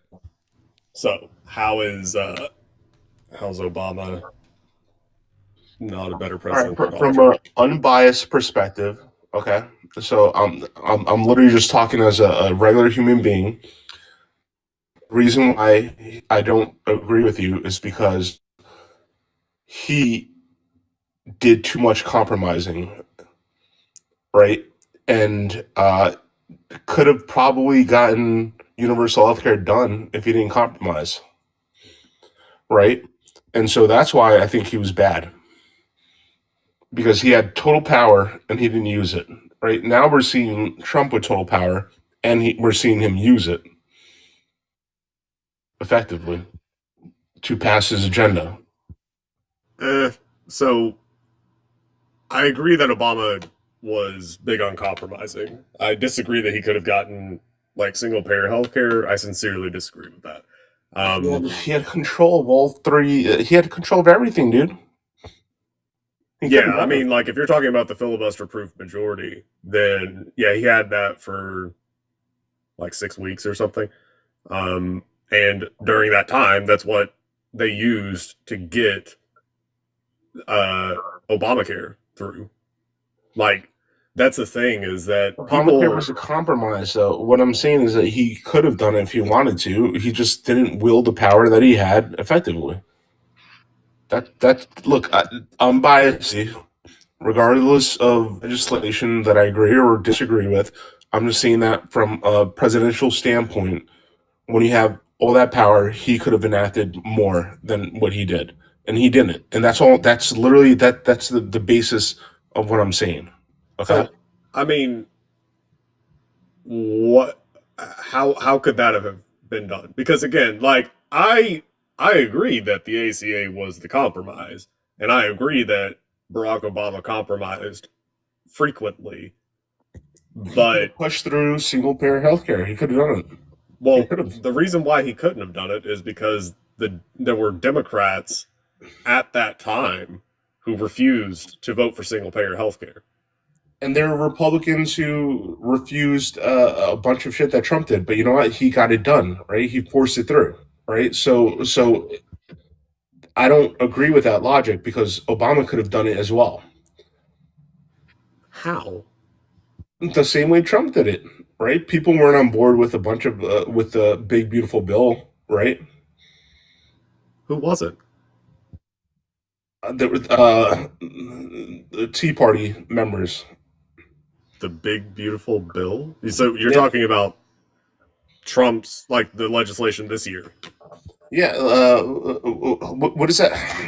There's a guy that they make memes of him. Fuck. You're talking about Rand Paul? Rand Paul. There. That's one. Yeah. Okay. Okay, but that's an example of how you to effectively wield the power when you have it, right? Obama could have done the same thing. He could have threatened to primary the people who aren't voting for it. He could have done it. I mean, I guess, but even then, I mean, I don't see how that could really work because, number one, you would need a filibuster-proof majority. In the case of, like, what you're talking about with Rand Paul and, like, budget or the big beautiful bill, that was budget reconciliation. Like, they just needed a simple majority for that, which is way easier than a filibuster-proof majority. So 50 versus 60. And in the case, like, whenever it came to the ACA, at the time, there were called Blue Dog Democrats, which essentially like the Tea Party version of Democrats, whatever, like fiscal hawks, if that makes sense. That's what Blue Dogs were.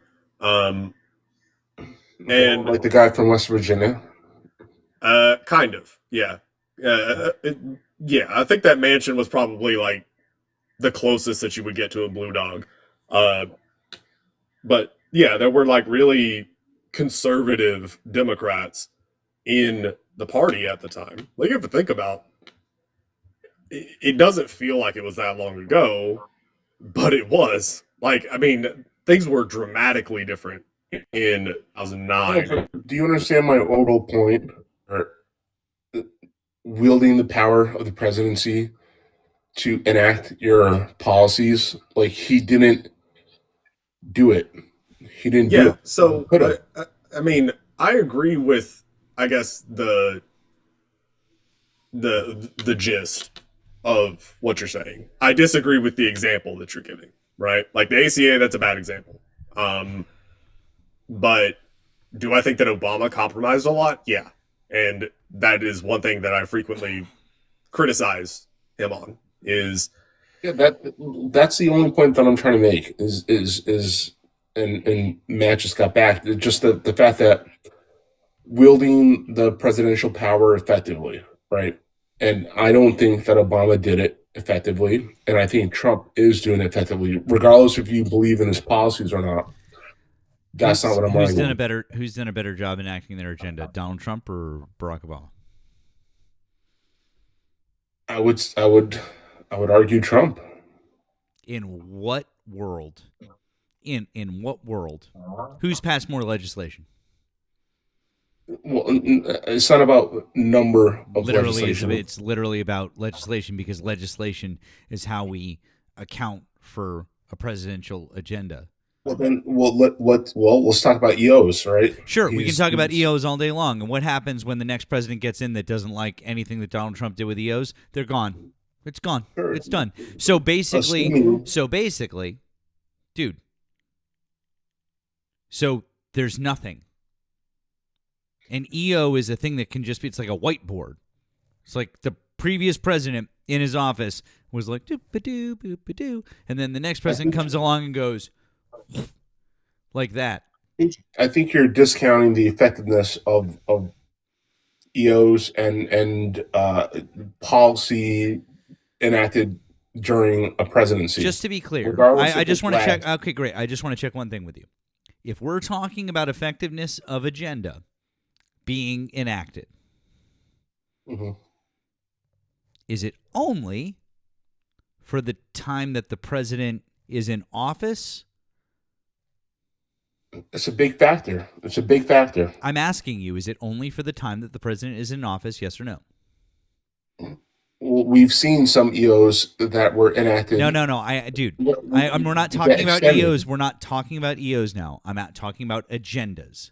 So the question is a president's agenda, does it only exist within the framework of his time as president, or does it exist as a whole, like his entire presidency, both during and post? We've seen examples where it has existed post. No. Not just examples. It literally is for every single president. Every single president leaves us a legacy of what they did previously. That's every president. Not always. Look at the tariffs, for example. Right, Biden kept some of them on. Right, insulin. He kept insulin. No, he didn't keep insulin. He improved on the insulin thing. And also, what did Donald Trump do when he came back in office? Yeah, he wiped out all his predecessors. Exactly. Yeah. But do you know what he didn't do? Do you know what he couldn't do? He couldn't wipe out the Infrastructure Act. He couldn't wipe out the PACT Act. He couldn't wipe out the Chips and Science Act, even though he's kind of like tried to. Like, these are things he couldn't wipe those out because it was legislation that was passed. That was Joe Biden's agenda that he made happen. And as more and more projects continue to happen across the United States of America, the Infrastructure Act, Joe Biden's agenda is still being served today, isn't it? Yeah, it is. After Donald Trump left office at the beginning of 2021, I'd love for you to explain what of Donald Trump's agenda kept moving forward.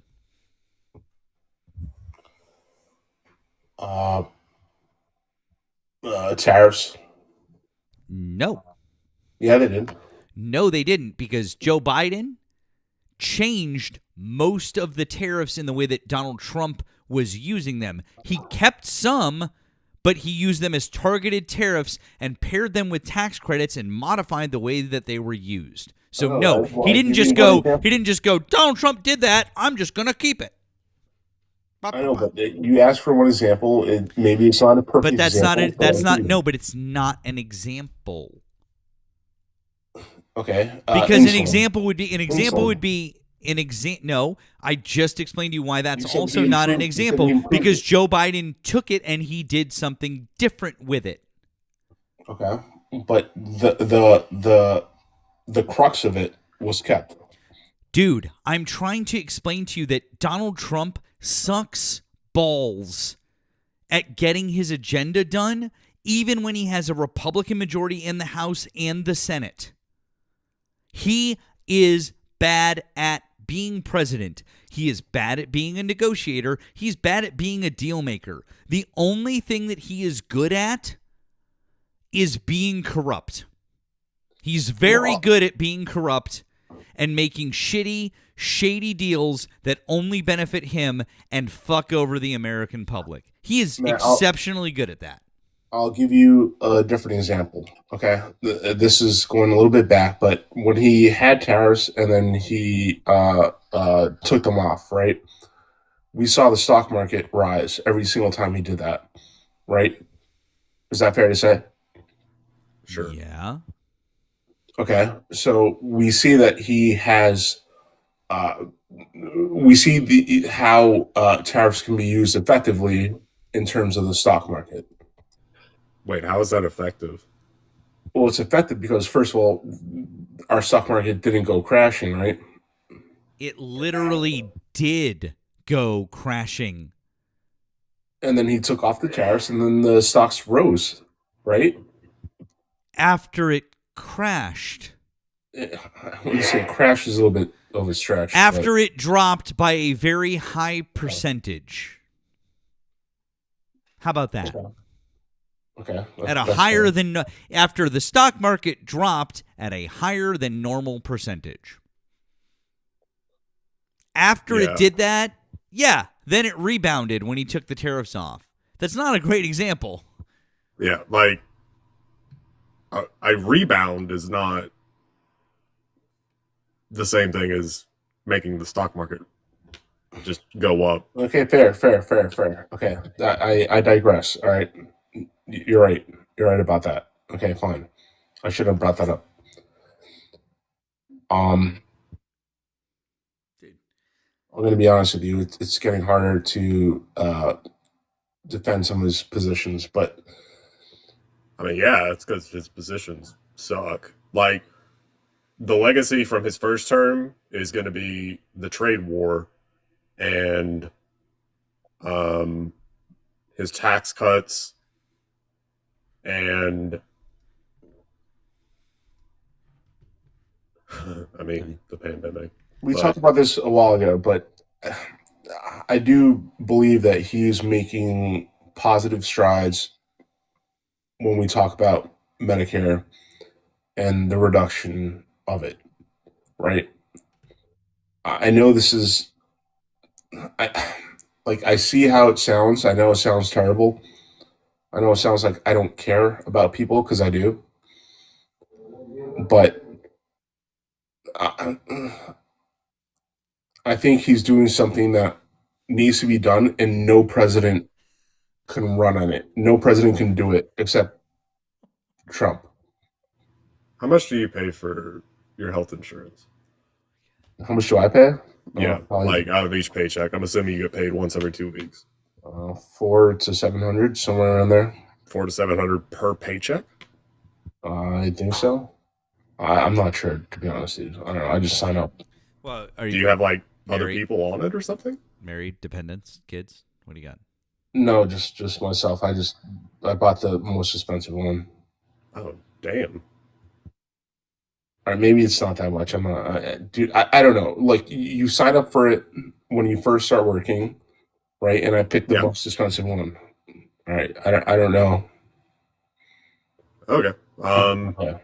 So let's say it's 400. Let's use the lower end, which that'll put you at 800 a month if it's 400 per paycheck. Mm-hmm. Okay. So what is that? Yeah, there's like a 2,500 deductible. Wait, are you talking about per year? It'd be $7,200 a year. Which isn't really that much. What's that? Or 96. Sorry, yeah, 96. Sorry, 96. God damn it!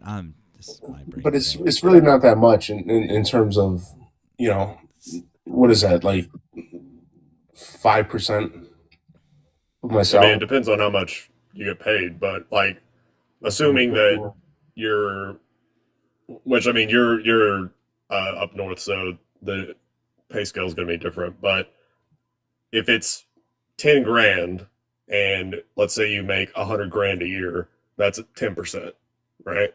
I make like 156. So okay, so yeah, it's like 7, I think. Okay. I did Yeah, that okay. right. So currently, and who is the insurance provider? I don't know, probably Blue Shield, Blue Cross, or whatever. Okay. So there was this study done by this think tank called the Mercator. I swear to God, one day I'll remember the name. It's the Mercator Institute. Okay. Or Mercatus. God damn it. Hold on, give me a minute. Mercator. No, what is the point of their study? So Mercatus. Okay. So the Mercatus Center. They did this study a while back. Mhm. And they concluded that single payer healthcare would actually save us money. Like, we would end up spending less if we just went to single payer healthcare, like Medicare for all. If we would end up spending as a country less. Mhm. And a lot of people, including Millie, because she's slow, thinks that the amount that you pay for Medicare, that all of your expenses currently, that they don't change, and that you add a tax on top of that. Okay? That's what she and most people who are right-wing think. Mhm. And that's what the Republicans desperately need you to believe. But that's not how that works. And if you think about it for just a second, you understand, oh wait, yeah, that makes sense. Because currently you pay Yeah. Blue Cross Blue Shield, let's just say $1,000 a month, Mhm. and that's your health insurance. In a Medicare for all situation, you don't have to pay for your private insurance, right? So that money, that $1,000 a month, no longer going to Blue Cross Blue Shield. Yeah. And let's just say, just for the sake of argument, let's just say worst case scenario that it's the exact same amount. So let's say that $1,000, it costs you $1,000 for Medicare for all. That's now a tax. And and let's just say that it equals $1,000 a month. Okay, so now $1,000 a month, instead of going to Blue Cross Blue Shield, is now going to the federal government for Medicare. Your insurance provider changes. The price, generally, for most people, will actually be less. For your average American, it will actually be less than what their private insurance is. I don't doubt that. I also have to compete with those people to get healthcare, right? Wait, what do you mean? I'd have to like the waiting time would increase, right? So and I'd also have to find whatever doctor is available, not the best one that I currently have, right? No. So like, I think, and someone can correct me if I'm wrong, I'm pretty sure it's literally illegal for doctors to refuse Medicare. Or for private practices to refuse Medicare, cannot I think. refuse Medicare. Yeah. So that's number one. Number two, so you would literally have access to any doctor, right? Including the one that you currently go to. You don't have to worry about in-network, out-of-network. Right now, you have to worry about that. Like, let's just say that your employer, we just went through open enrollment last month. Yeah. I know, because I've experienced it at least once, my employer switched insurance companies. They like got a better deal with, Cigna or some shit, and they went from Blue Cross to Cigna. And that changed the coverage that I had. Like, a doctor that was previously in network for me was now no longer in network. And it was like the doctor I'd been going to forever. And it was just because Cigna hadn't negotiated with that particular practice. And, sucks to be you. So in that case, I mean, fuck, what did I do? What did I do wrong? My employer just changed insurance providers on me. That's not my fault. I need to make a correction. I was wrong about the Medicare thing. I did just double check that. It's not actually completely universally required, although almost all do. But it's not a law. It's not a law required. I think where I got confused is that in Massachusetts we have certain laws about it, especially as it relates to our Medicaid system with the Mass Health, that there are certain requirements with it. I know that, but no. So I was wrong, and I want to make sure that we're clear with that on Medicare. There's not a federal requirement for doctors to accept it.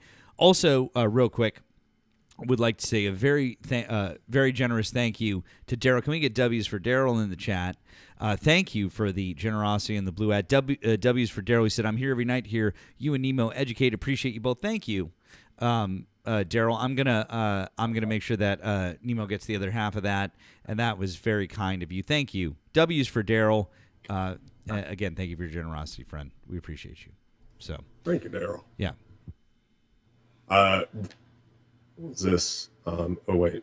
Yeah, Mass Health is a better system, right? Implemented by a Republican. No. Hold on. Time out. Stop right there.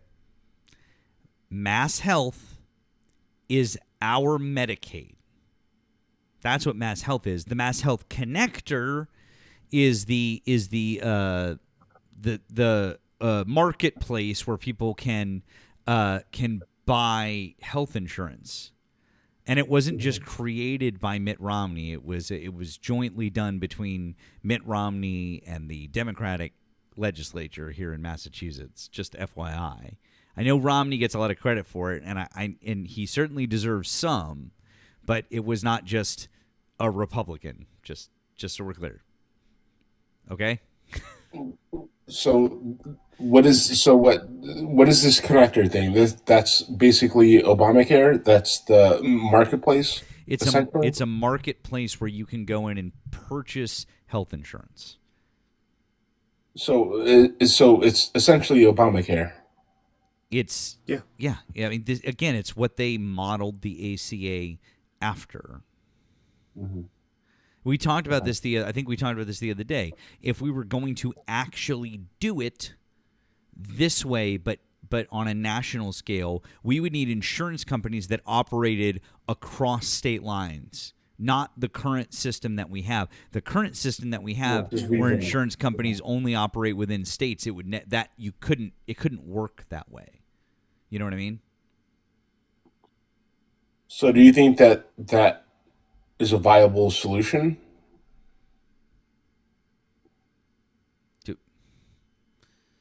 If we get certain insurance companies do go across regions, right? Like Blue Cross Blue Shield. One thing I want to point out right off the bat, if insurance companies could operate nationally, that would be a big fucking help. I think that would actually be a huge help to lowering healthcare costs in America, and the power of having some bigger. Now, obviously, there need to be some really important controls in place, like monopolistic controls, if you're going to have, private health companies that operate nationally and don't operate in the way that they do within the confines of a state. Are you telling me like Blue Cross Blue Shield is a regional health insurance company? Well, you have what state are you in? New York. Yeah, so you have Blue Cross Blue Shield of New York. We have Blue Cross Blue Shield of Massachusetts. which is a separate entity. It is technically a separate entity. Yes.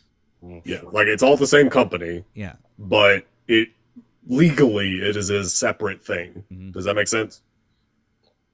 No, you guys are making a lot of sense here. Yeah. And that's just because of how law works. I don't know what it is or like why it's that way, but like it is done. They are separated at a state level. Well, I think we have come to agreement where we can start with this, right? This is probably a softer solution than single payer healthcare, right? Yeah. We nationalize these healthcare companies, and maybe that's our path forward on this topic. It's no. Like that again, that's just it's a compromise on something that was already a compromise. I agree with you. It is a compromise, sure, but it's a step forward, is it not? I mean, I'm willing to digress on this point, and I'm willing to go forward with this option, right? Yeah, I guess I think a lot of Republicans would also be willing to do it as well. I just want to know why you're not okay with single payer. The reason why is because I can argue single payer healthcare from a right wing perspective, from a conservative, like a fiscal conservative, like right wing Republican perspective. I can absolutely argue it as if I was that person. I could argue it from that perspective. I can argue it from a left-wing perspective. I can argue it from, I mean, not so much a libertarian perspective, but I mean, if you need me to argue it from a Republican perspective, I can do that. Like, I mean, it's one of those things where I feel like you have been primed to be skeptical of universal health care or Medicare for all because...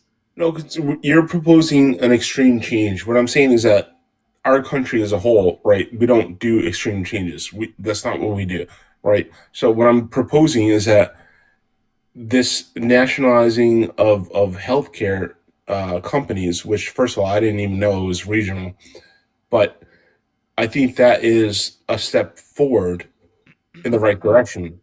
Right. And then once we do that, then we can think about single payer healthcare. So just to save you, it would also keep the jobs, which I was arguing the other day, right? It would also keep the jobs, right? I mean, I guess. But by the way, just to like save you a headache, if you have this conversation with someone else in the future, don't use the word nationalizing in this context, because when you say like nationalizing healthcare, what it sounds like you're saying is like the government takes control of healthcare. Yeah, not making it just regional, because right. I understand what you mean. I'm just saying to save you a weird conversation in the last 5 minutes and somebody misunderstands you. The point is, dude, that are you disagreeing with me on this point? Really? Yeah, and I can tell you why. Why? Okay, well, because the reason, just so you know, it's technically not illegal for an insurance company to operate across state lines, but the reason they don't do it is because the regulations are so different state to state that it makes it nearly impossible for a single company to do that. Like Blue Cross Blue Shield is like, I think it's like a federation of companies, or it's a group of, or it's an association of companies. I forget what it is, what they call it. But it's not one company, but it's like an association of those companies. But they can't. They can't do it. The market is too segmented because of each state. So now what we're talking about doing is we're talking about taking those companies and then trying to get them It's not a conglomerate and it's not an umbrella company, guys, because it's not one company. It's not one company. It's something it's not that. But anyways, the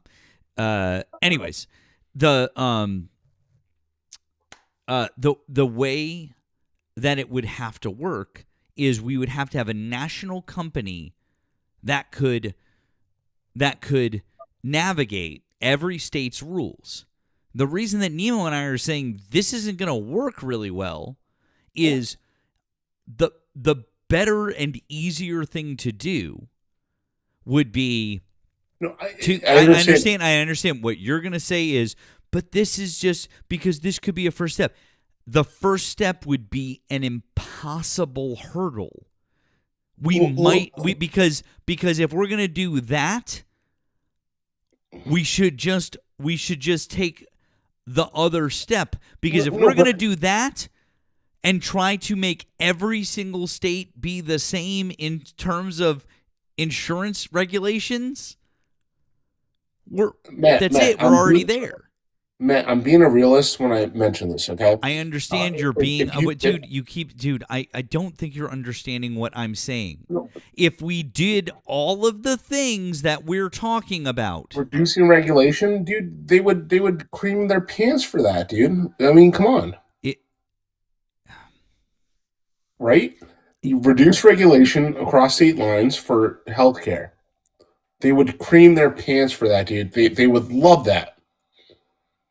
And you can even use it as a selling point. But what you're advocating, the national one single payer healthcare, I don't think would fly. But I do think that this would actually work. What? My issue is you haven't been able to tell us why it wouldn't fly. Like, outside of, well, it's a big change, or, well, big government. Like, dude, the best chance that we had was Obama, and he didn't do it, right? So if you're not going to get that opportunity again, so what I'm saying is this is a way that would appeal to both sides of the parties.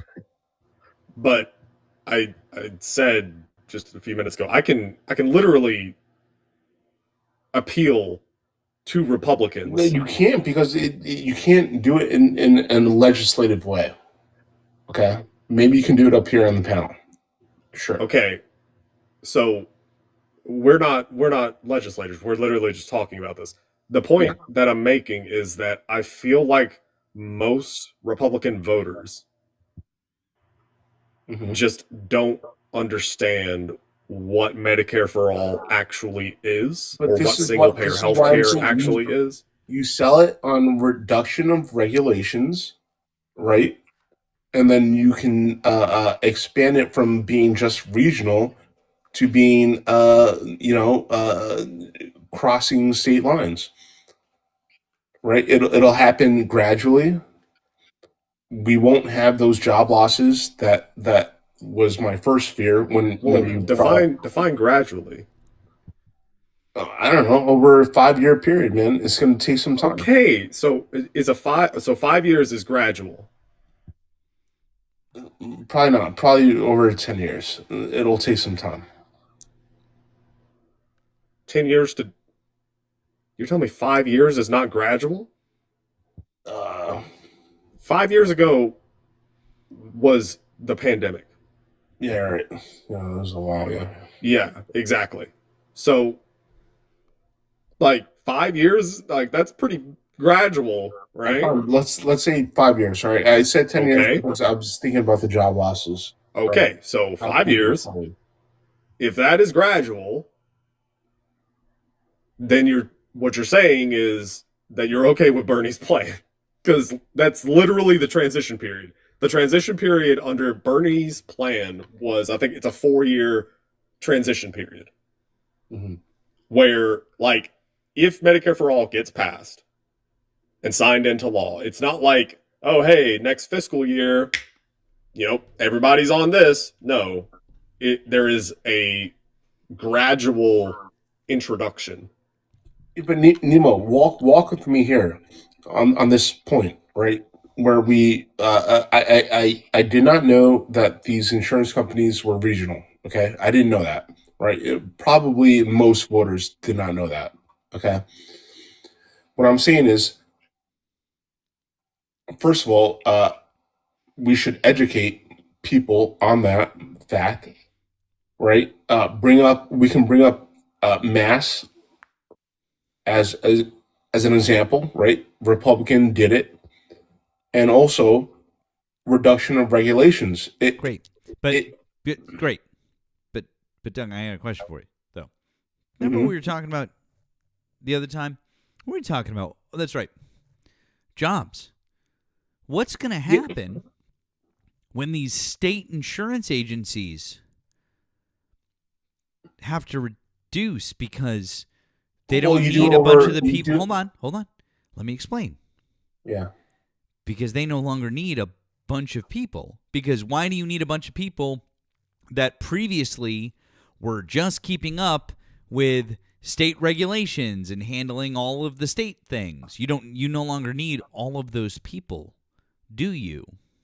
That's why if you do it over a 5 to 10 year period, right, those job losses will come in very slowly. Right? Say it again. Say it again. No, I said it once. No, say it again. The potential job losses would be occurring over a 5 to 10 year period, so it would not be as impactful. Plus, you're selling it based on reduction of regulations, folks. And you're selling folks, it on folks. If you were here last night,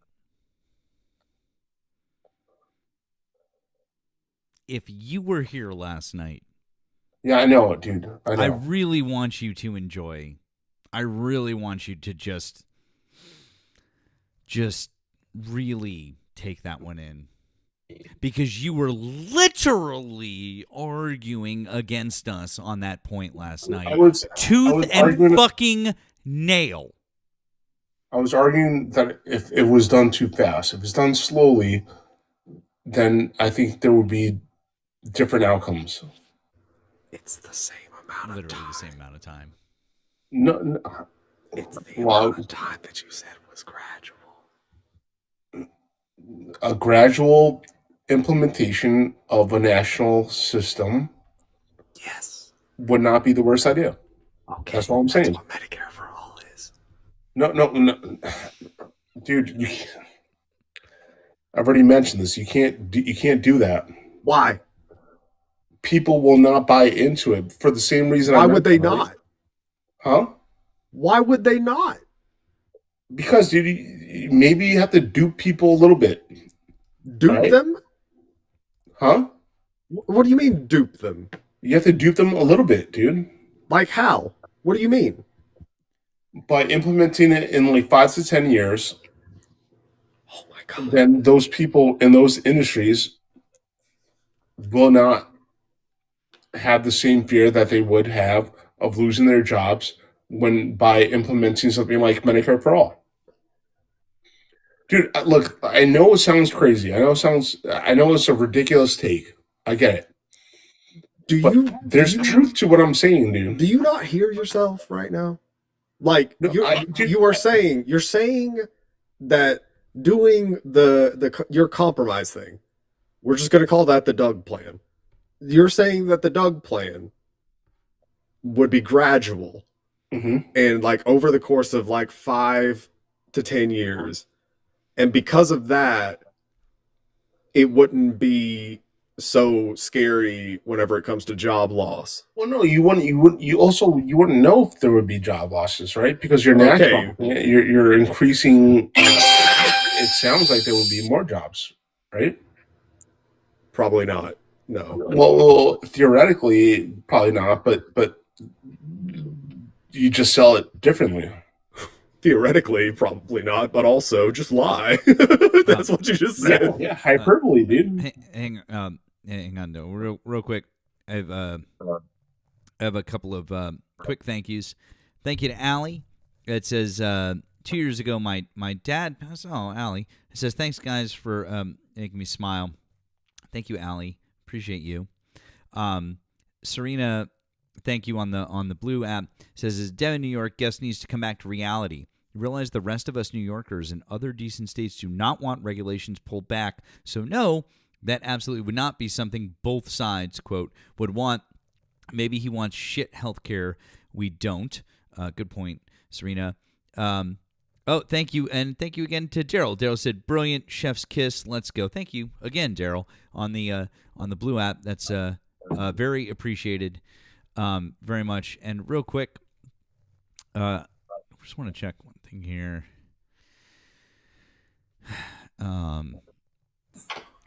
Pelicans fan, hi. Are you a Trump supporter? No, I'm not. I'm Okay.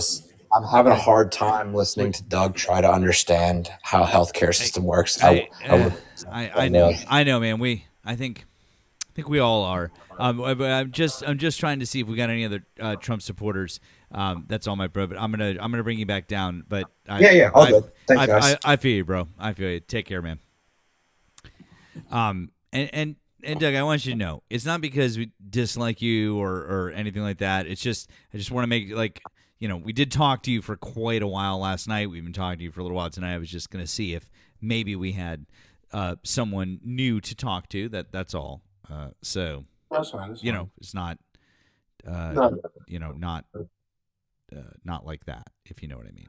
So You ever watch SpongeBob, Doug? No, I didn't have cable, dude. You never watched SpongeBob growing up? No, I didn't. I watched Recess and Soul Train, dude. No, I didn't have that kind of money. Apparently, you did. For Nickelodeon? Yeah, bro. That you got to pay for that. Wasn't Recess on Disney? Recess was on Channel 13. It was, I don't know. It was free, dude. That's all I know. let's well, hang on one second. What we got here? Language. Hi. Did you vote for Donald Trump? I did. How old are you? And what state did you vote in? Hello? Language, are you there? Hey, can you hear me? Yeah, how old are you? What state Sorry, did you man. vote in? I'm 20. I'm from Moscow, Idaho. From what state? Moscow, Idaho. Oh, Idaho. Sorry. Gotcha. Okay, 1 second. Doug, I don't normally do this. Do you want to do you want to hang out? You can be on mute, or do you want to hang out? You're if you'd like. Doug? Yeah, sure. I'll go. All right. Okay. All right. I'm sorry about that. I hit that. Okay. So language. Do you want to discuss one of the subjects above, or something else Donald Trump's doing? What would you like to talk about? I just think he's here for the average guy, man. He's helping us out. He's trying his best. Okay. Right. So do you want to talk about? What do you want to talk about that he's doing? MAGA isn't Christian. Okay.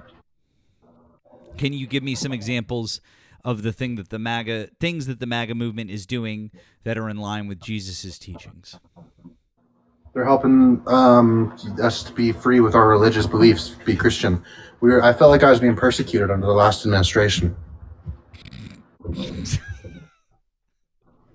All right, come on, no, for real, dude. It's like, stop kidding. I'm not kidding. I mean, in the last administration, like, I know Joe Biden technically is a Catholic and all, but it just didn't feel like He's it. not technically a Catholic. He is a Catholic, and you weren't persecuted under Joe Biden's administration. wasn't actually not even one little bit. Exactly. There you go. You weren't persecuted felt at like all. it. So don't. Oh, there you go. So you were just being a little bitch about it. Got it. So, anyways, little bitch, man. yeah. I mean, it sounds like it. So, dude.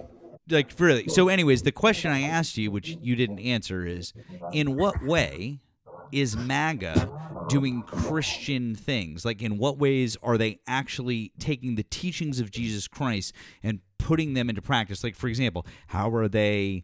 What did Joe Biden do that did it? Excuse me. Why are you answering a question with a question? It seems like you can't answer my question. I mean, he's just like helping out the little guy, helping out the average person. No, he's not. You seem to be having trouble with this. Is it because you can't answer the question? Is it because MAGA isn't doing Christian-like things? Because they're not helping the homeless, feeding the poor, welcoming the stranger in a strange land, Dude, you can't loving expect thy the neighbor president as to be doing that, thyself. Whatever Dude, the you do president for can't the do all that, whatever dude. you do for the least of these, you do for me. I didn't say that the president had to. I said the MAGA movement as a whole. Congress, the I'm sure president, they are. all of these people. Oh, you're sure they are? Great. Like what? Dude, they're just helping people out, man. Just helping people out, man. I still haven't heard anything concrete that your party, the people that you voted for, are doing that is Christian. My prices are lower. My prices, everything. Ah, is yes. I remember that's one of my favorite Bible verses. And Jesus said, "Yea, though he will make their prices for eggs lower, saith unto the Lord." Amen. I mean, if they're cheaper, it's better for the average dude. Like, I don't have that much money, man. I struggle. And now that he's the president, I notice prices are going down and everything's more affordable. Yeah, I'm doing better, Prices. dude. I want you to name 4 things that have gone down in price. Bro, like eggs, milk, meats. What kind of meat? Dude, like any chicken, steak. Beef has gone up 50%. Not here. Not here. Maybe in your fantasy land, yeah. In my fantasy land? Yeah. You've got to be a troll. There's no way. Yeah. In Idaho, prices are cheaper. Well, yeah, it's because it's Idaho. I'm saying that the price of beef has gone up 50%. I don't know, dude. It's been cheaper here. Along with the eggs, everything's cheaper where I'm at. How do you know? I don't know what you're talking about. How do you know? Because I go shopping, dude. So do I. Where are you at? California? Georgia. Okay, I'm not from the Yeah, South. you weren't expecting that, were you? No, I thought you were going to be in California. I'm not going to lie. I mean, I don't know, dude. The prices are cheaper here, and he's actually working to try How to do get- you know that? Do you have receipts? Dude, I go shopping. I know. I do too. Do you have receipts? What, do you just expect me to keep my receipts? If you're going to say something like that, I mean, I want to know how you know that prices are lower. Bro, because I go shopping and I've noticed their drops since Trump has become the president, dude. How much have they dropped? I don't know, like a couple bucks, but that adds up. Are you sure? I mean, yeah. Where do you get your groceries from? Like Walmart, dude. Walmart in Moscow, Idaho? Okay, got it. There's Walmarts here. We're not some third world country. No, I know. I know. Generally speaking, if there's a Walmart in a town, I mean, shit, even rural Kentucky's got a Walmart. Walmart being there is not indicative of progress. I'll put it that way. We're pretty progressed, if you've ever been here. I've never been to Idaho, no. Yeah, you probably haven't. Pretty progressed. Yeah. It's a nice little town. Okay, I just did. I've never heard some say the word. Well, anyways, okay. It's because you're a dipshit. Oh, okay, cool. You're right. I've just never heard anyone use a word incorrectly like that, but that's fine. How is it incorrect? What? What? How is it incorrect, dude? You wouldn't say the word progressed. A town is progressed. That's an incorrect way to use that word.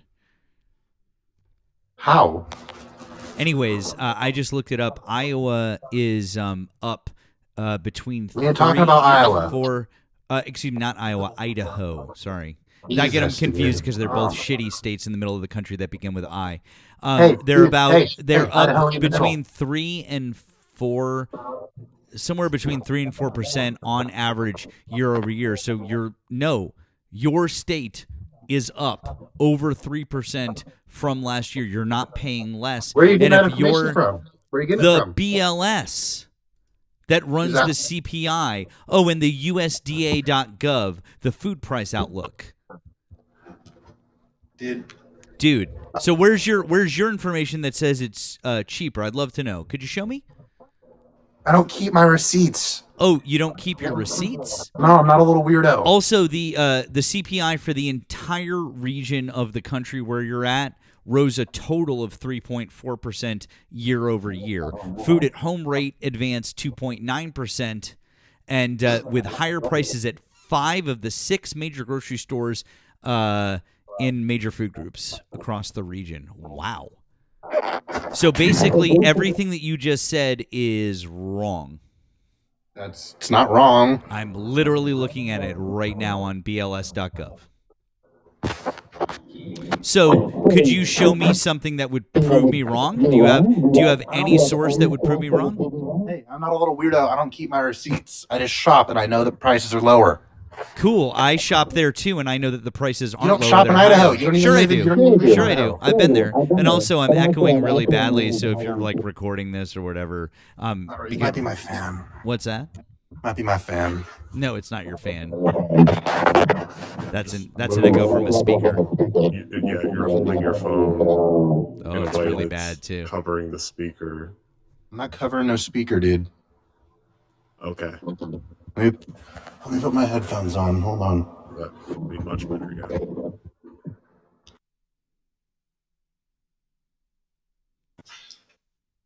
Hello?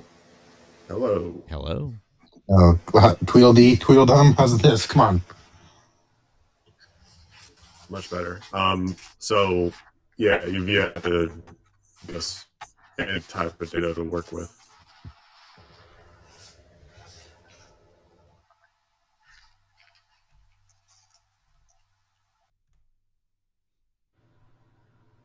Yep. Damn. Seems about right. No, we got one other person here. Let's see what we got. Brent, hi. Did you vote for Donald Trump? Yes, I did. What's that? Yes, I did. Oh, okay. How old are you and what state did you vote in? 45, Oklahoma. Okay. Do you want to discuss one of the subjects above or something else Donald Trump's doing right now? Well, no, what Nemo said about the 50% on meat. Uh-huh. It's actually gone up 10%, not 50. And I saved my receipts. Okay. While Nemo is pulling that up, I just wanted to say a quick thank you to Terrell. Sorry, I just saw this for the Kashaf. He says, move your hair out of place, watch him implode. That would have been funny. Terrell, thank you very much. I appreciate you, friend. Sorry, I just saw that now. But thank you very much. And keep them coming, you guys. I got that, bud. I'll put that up. Okay. And boop. All right. So this is from Nemo. And you could say, excuse me. Fuck off. What's that? Oh, you're What was just that, you're a piece of shit who. Oh, never mind. Those child support payments must really fucking suck. She got the boat, didn't she? Listen, I get it, and listen, as our friends from, this is not for our friends from Oklahoma. I appreciate you guys. I love you guys, but people like Brent do kind of prove the every county voted for Trump, nearly dead last in education thing. So, we got someone else though. What do we got here?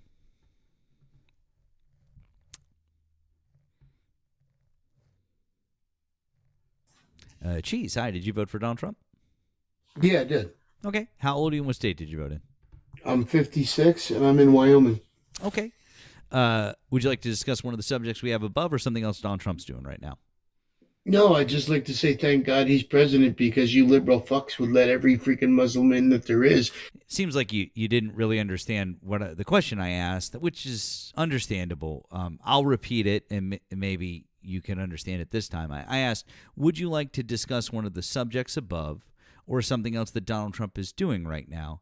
Also, it's really odd that you're hung up on Islam. I don't understand why. But anyways, my original question. Because they're taking over this country, you dumb fuck. Really? Cool. What's the percentage of folks who practice Islam in this country, Do you sir? see what's going on, you dumb I fuck? asked you a question, and now you're going to answer it. What's Do the you see what's going percentage on, you of dumb people? fuck? What's the percentage of people in this country who practice Islam? It's because of... Cool. If you don't know the answer, just say so. I can make you look like an dumb idiot. fuck. What? I couldn't hear you. Fuck. Yeah, you keep saying it. You just okay. So you don't know the Nice answer. hairline. Great. It's about 1%. It's about 1%, and it seems like you're That's what you- really not intelligent enough to have this You're- conversation. I'm just asking you simple questions, and all you're doing is insulting me and going at ad homs. Also, I noticed that you can't turn your camera on. It must be really, really easy to be an internet tough guy between with your camera not on, behind your stupid little D. I noticed it is a little D. What does the little D stand for? Is it for your little D? Is that what it's for? They're going to fuck you bad. Really? Who? Islam. That's an interesting thing to say. Why would they? Because they hate gays. That's fun. Anyways. What's up with people tonight? So weird. Anyways, by the way, we do love the TikTok shop so much. We love our friends in the LGBTQIA plus community. And TikTok, I got rid of that guest when he said something shitty pretty much as quickly as possible. So there you go. Do we not notice the irony of him saying, the Muslims hate the LGBT, he says, as he also hates the LGBT and almost certainly claims to be a Christian. No doubt.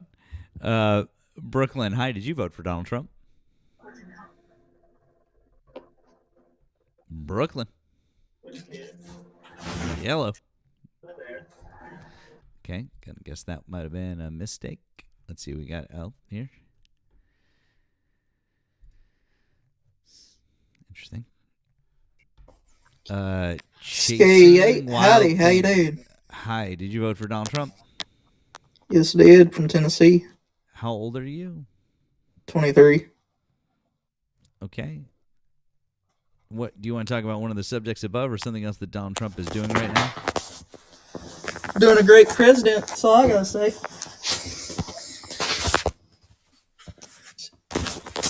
He's not letting these other countries destroy us and fuck us over. You got a lot of background noise going on there. Maybe could you also you got an echo.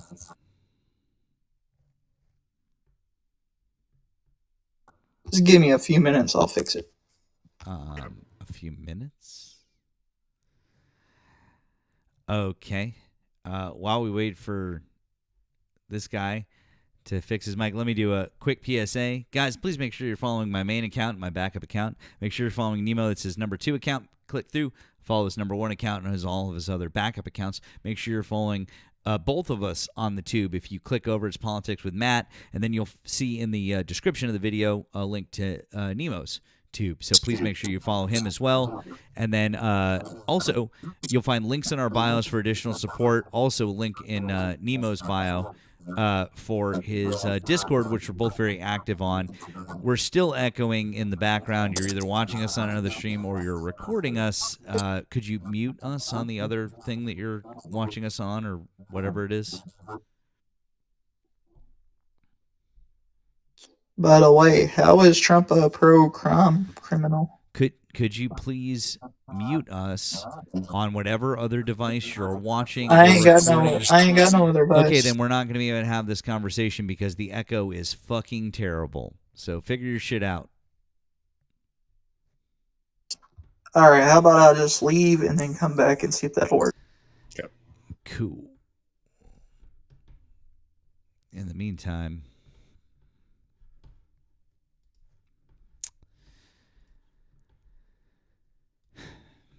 Does it work better now? check. check. 1, 2. Nope, it's still there. There's still an echo in the background. Either your speaker's up way too loud or you're on another device. Dude, come on. Are you using Bluetooth or something? No. You Now have is it some better? headphones? Because I turned my phone down a little. I think so. I think. Alright. So how is he a pro-criminal? I don't know. Nemo, you want to? I feel like I take this one all the time. You want to do this one? You want to go? I don't know. Yeah. So, I mean, since he's taken office, he has used pardons in a pretty corrupt way. People have essentially paid him money, and he has pardoned them. So we have like the big notorious examples would be, I think it's Zhao is his name, the Binance guy. I always forget. It's like Zhao or something like that.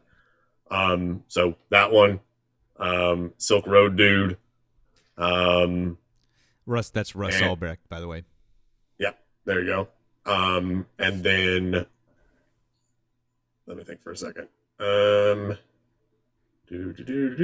mean, I don't think that these were direct payments, but Hernandez out of Honduras.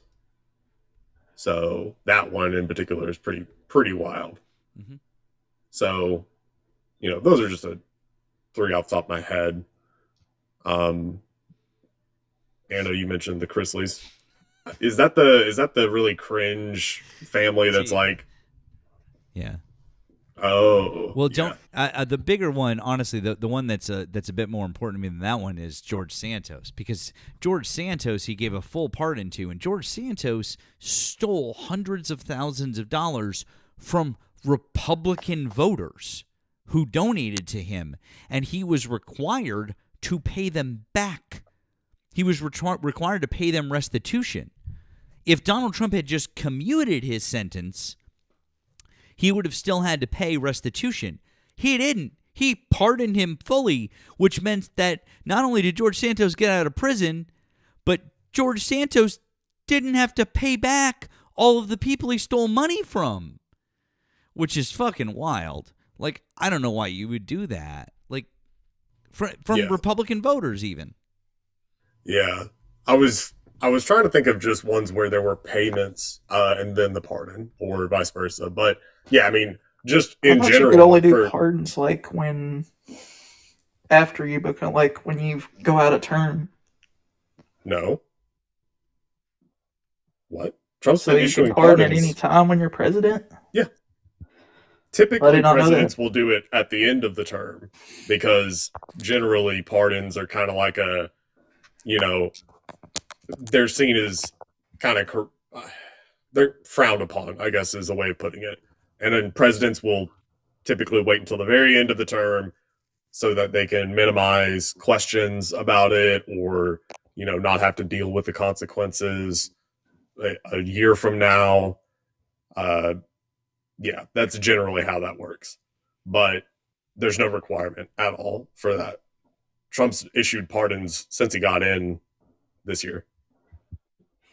I never seen none of it. But like I said, I don't keep up with that shit. Okay. So, do you know anything about Venezuela? Nope. So, the boats that we've been blown up? Oh yes, I know about that. Yes. Yeah. So, are you cool with that? I mean, as long as it's keeping drugs out of our country, then yeah. Okay. And so, not even going to litigate the legality of it. We'll just stick with, okay, we're keeping substances. Say substances. TikTok is annoying. They'll freak out if you say drugs. Yeah, they basically take our freedom of speech. Yeah. So, let's just stick with it's keeping substances out of our country. Okay. So it's okay to just unalive people to keep substances out of our country.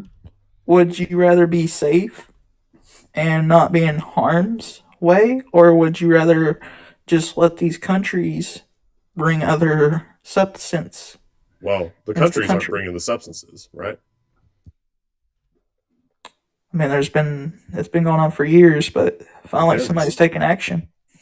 Well, the countries aren't the ones bringing the substances. Like Yep. Colombia wasn't the one bringing the blow into the country, right? That was Escobar. What was that whole escalation between I forgot who it was, but it was from a different country, and apparently he was threatening U.S. or whatever, and Trump said that you don't need to do that or we'll come back with forces. I don't know. You'd have to be more specific. I actually forgot who the guy's name is. So you're fine with the unaliving of people if they're allegedly bringing substances into the country. We're just Yeah, gonna if they're roll with bringing that. like illegal, like that shouldn't be in here, then they shouldn't.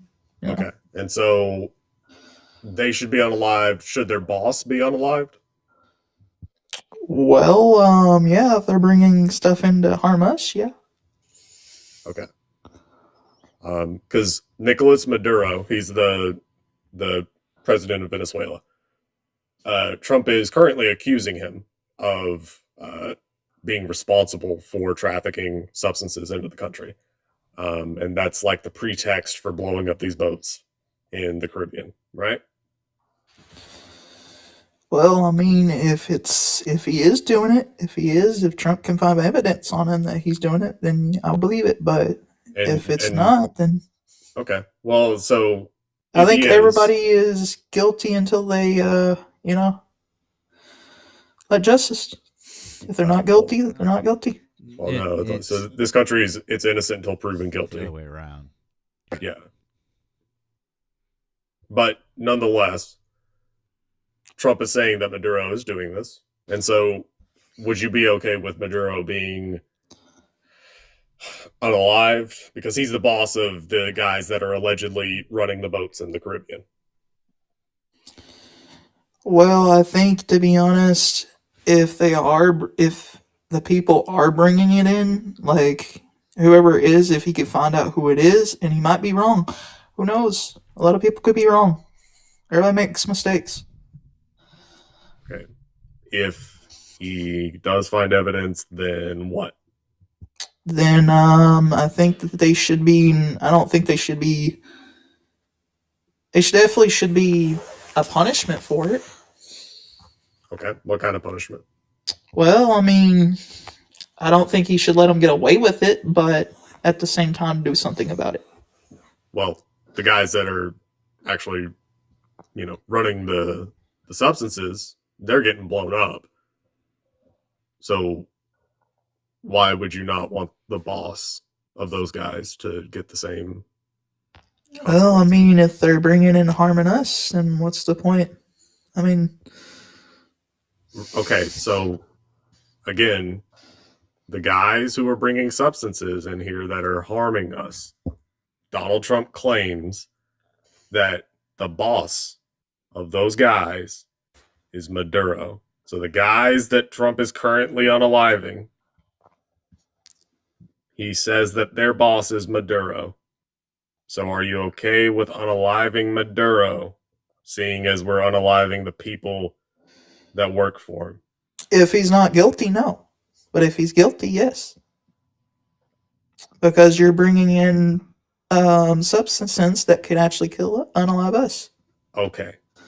So you're okay with unaliving the head of substance trafficking operations? Yeah, wouldn't you want the same if someone was bringing in stuff to harm us? No, but you're okay with that. What? So you're okay with that. All right. Now, if we had caught Maduro, tried and convicted him, and put him in prison, would you be upset if we let him out? If let's say Gavin Newsom freed. Oh God, I hate that guy. Yeah, he's a real socialist. So if Newsom pardoned Maduro, Well, would you let have me an just issue say with that? that I don't hate, but I wish he would change his ways. Yeah, Let me take that back. He's a damn Marxist. If Newsom pardoned Maduro in this hypothetical situation, like let's say we caught Maduro, we had evidence, we tried and convicted him in a court of law and sentenced him to prison, and he was in federal prison, and then Newsom pardoned him, would you be upset about that? Well, yeah, if he was caught being guilty, yes. Obviously, he's caught being guilty. So What did you say? we're not let- Hold on. I'm reading one of the comments. Why are you reading comments? Because it's I'm talking fun to you. to read the comments. It's kind of rude. I'm talking to you. Sorry about that. If I was reading a comment, my bad. Okay, so you would be okay with unaliving Maduro, but If he in got the caught event- guilty and obviously, yes, if what Trump is saying about Nicolas Maduro is true, then you would be okay with unaliving him. And I'm saying if what Trump is saying about Nicolas Maduro is true, and let's say we caught him and tried him and convicted him and put him in federal prison for the rest of his life, okay? And then Gavin Newsom gets elected president and pardons him, would you have an issue with that? yes, Why? because he'd be guilty. Why would you want to pardon somebody that's bringing in stuff into the country? And so would you consider Newsom to be pro-crime or pro-substances in that situation, seeing as he's pardoning somebody for that? I mean, why would he though? That's just crazy. So is that a yes or a no? I guess yes. Cool. Do you know who Juan Hernandez is? Who? I didn't hear you. Juan Hernandez? You heard that name? No. Okay. What if I told you that the exact situation that I just described to you happened, except it wasn't Nicolas Maduro. It was a guy named Juan Hernandez. He wasn't the president of Venezuela. He was the president of Honduras. He was tried and convicted and sentenced to 45 years in federal prison in this country, which would be the rest of his life, Jeez Louise. for moving 400 tons of substances into this country, trafficking over 80, wait, is it 80 or 800, whatever, 1,000 pounds. 400 tons. 400 tons. Hundreds of thousands of pounds. I think, to be honest, I think Hundreds our of country, thousands of pounds of substances were trafficked into this country because of Juan Hernandez, who worked directly with the Sinaloa cartel. That name might not ring a bell. I know that this name will. El Chapo. He Yes, worked I know directly him. with him. He worked directly with El Chapo. Juan Hernandez worked directly with El Chapo. Juan Hernandez was tried and convicted in a court of law and sentenced to 45 years in prison for his actions of moving substances into this country.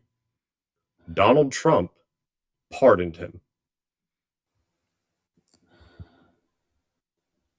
What did he pardon him for?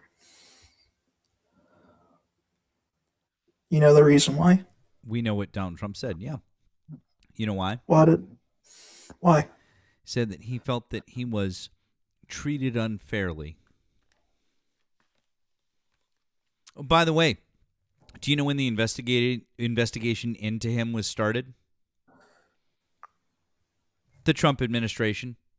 Emil Bowe from the Trump administration is the one who actually did it. I mean, to be honest, Trump was really treated unwell either, too, in those court cases.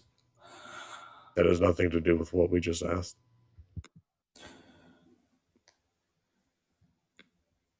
But guy could have got untreated well in those trials, but still he Was should he? at least went to prison for a little bit. A little bit?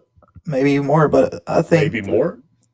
maybe To more. be clear, you said earlier that you're okay with unaliving people who move substances in here. Well, yeah. I mean, So wouldn't you too? then why are you okay with Donald Trump showing mercy on someone who moved way more than just a boat's worth?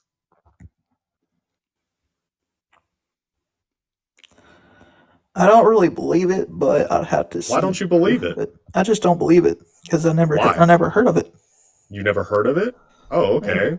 Have you heard of If you could show me proof, then I would what believe proof it. do you need? Just show me proof. What That's news all I source need. do you What like? proof do you need?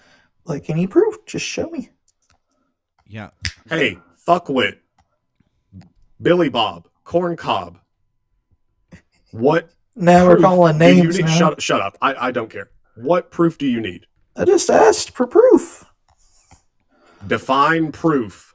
Like websites, Websites? Okay, cool. If I pull up bullshit.com, is that acceptable to you? no. Oh, You gotta, okay. Like, Then just be make sure it's specific. Be specific. Use just your make words, sure that it's Gomer good Pyle. proof. Jesus Christ. and it's not from some bullshit website. What's a bullshit website? I need you to give me an example of a There's a lot website of that you bullshit consider to websites be. out there I that's need you to bullshit.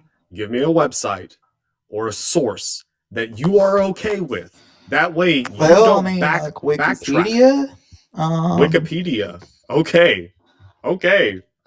Cool. Or On CNN her- or Dude. her net CNN. So you don't Okay. you don't accept AP News, but you will accept CNN? Fox. They have it. Which Fox is not a news channel though; it's more of an entertainment. Right. So I have it here on the AP. This is AP News right here. So is this not good enough for you? All right, I'll believe you. I could read you the article if you'd like. Go ahead, read it. Former Honduras President Juan Orlando Hernandez sentenced last year to 45 years in prison for his role in a substance trafficking operation that moved hundreds of tons of the sea.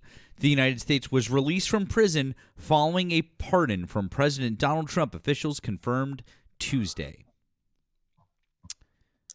The release of Hernandez, a former U.S. ally whose conviction prosecutors said exposed the depth of CTEL influence in Honduras, comes just days after the country's presidential election. Trump defended the decision on board Air Force One, saying Hondurans believed Hernandez had been set up, even as prosecutors argued he protected substance traffickers who moved hundreds of tons of sea through the country. But Donald Trump really, really cares about substance trafficking in America, right? Super important to him. I mean, apparently Al Karmas Harris too was a little bit into that too. I don't even know what that means, but can you answer the question, or is this conversation a little too difficult for you? Maybe this is not quite your speed. The fuck? I just asked you a question and then you made some comment Yeah, about it's Kamala fucked up. Harris. Exactly. Cool. So you agree that Donald Trump is in fact pro-crime. He's literally pardoning criminals that are doing the things that he says he's against. That's really fucking hypocritical, huh? Yeah, I agree. It's Cool. horrible. Awesome. Great. Well, glad we agree that he's pro-crime. There you go.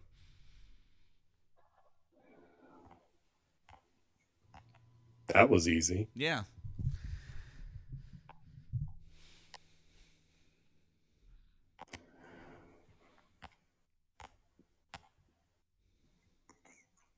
So anything else you want to talk about? Why'd you vote for someone who was pro-crime? Well, I mean, I didn't know it, so. Don't you think that's a little concerning? I think it's kind of fucked up, though. I mean, him letting someone go that done that, yeah. Kind of. I mean, yes, it's fucked up.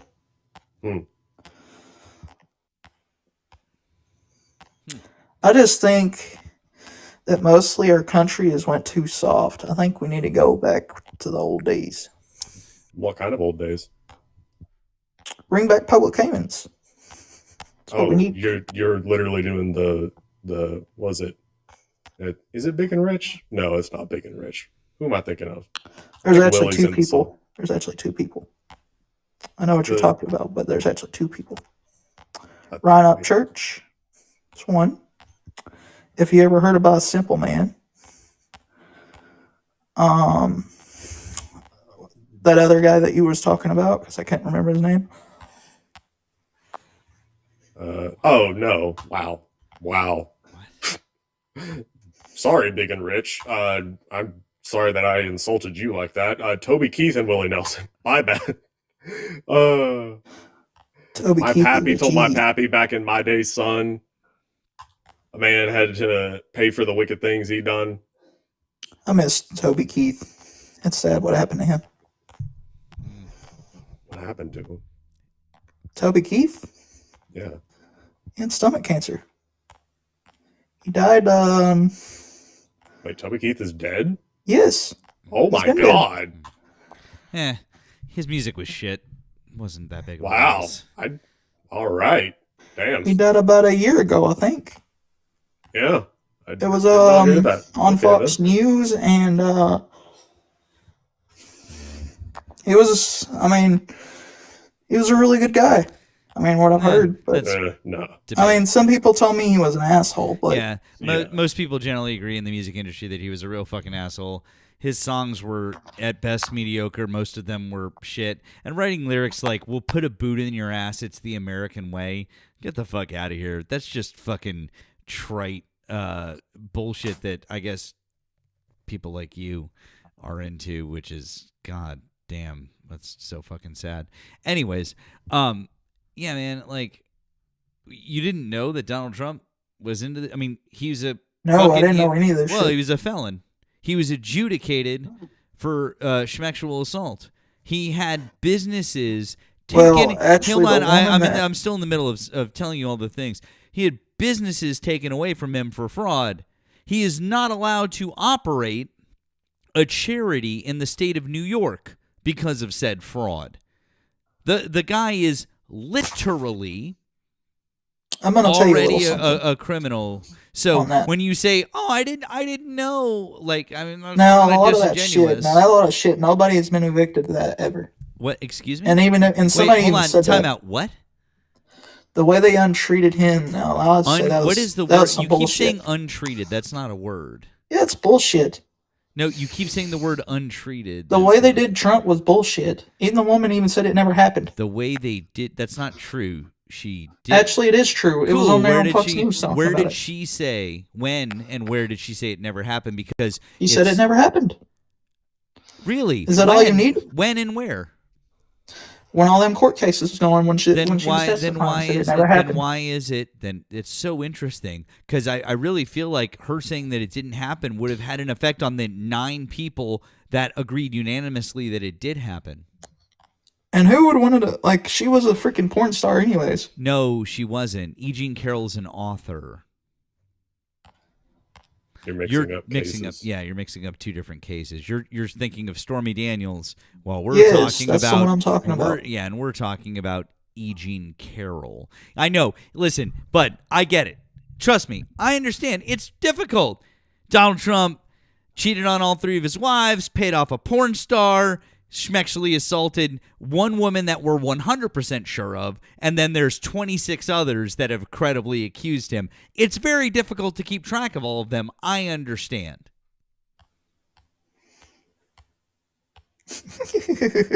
Yeah, I just think it's bullshit. All those crimes were bullshit. Sure, they were bullshit, And he except just- for the y'all fact are that just brainwashed except for the by the fact that left. they weren't. Except for the fact that they weren't, and he's a convicted felon.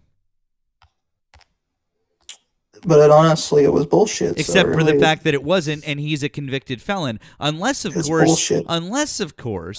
you think And that that if judge someone is also- convicted, hold on, bud. Unless, of course, you think if someone is convicted in a court of a crime, they're not actually guilty. Is that Did what you you're saying? did you know that judge was getting I paid asked for that you, shit? number one, I asked you a question. No, the judge wasn't. And I asked you a question. So I'd like you to answer my question, please. Actually, he was. Cool. Show me. He was getting paid. Show me the proof. Awesome. His well. Show me the it proof. was him that was Show me the getting proof. paid. He was getting Show paid me by the proof. Democrat. No, I don't want you to tell me about it. I just said show me the proof. I'm waiting. I ain't gonna waste my account on these fucking By the, clowns. oh, you're gonna run away like a little bitch? Bye. There you go. Damn. Deuces. Well,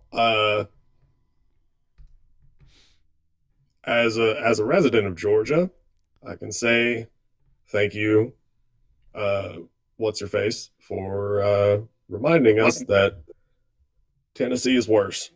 Yeah, thank you. Appreciate that. It really sucks being a Southerner. We got a lot of stereotypes. Thank you for reminding everyone that Tennessee is worse than Georgia. God damn. Okay. I'll let you guys fight that one out. Spoken, I'll invite you to unmute. Did you vote for Donald Trump?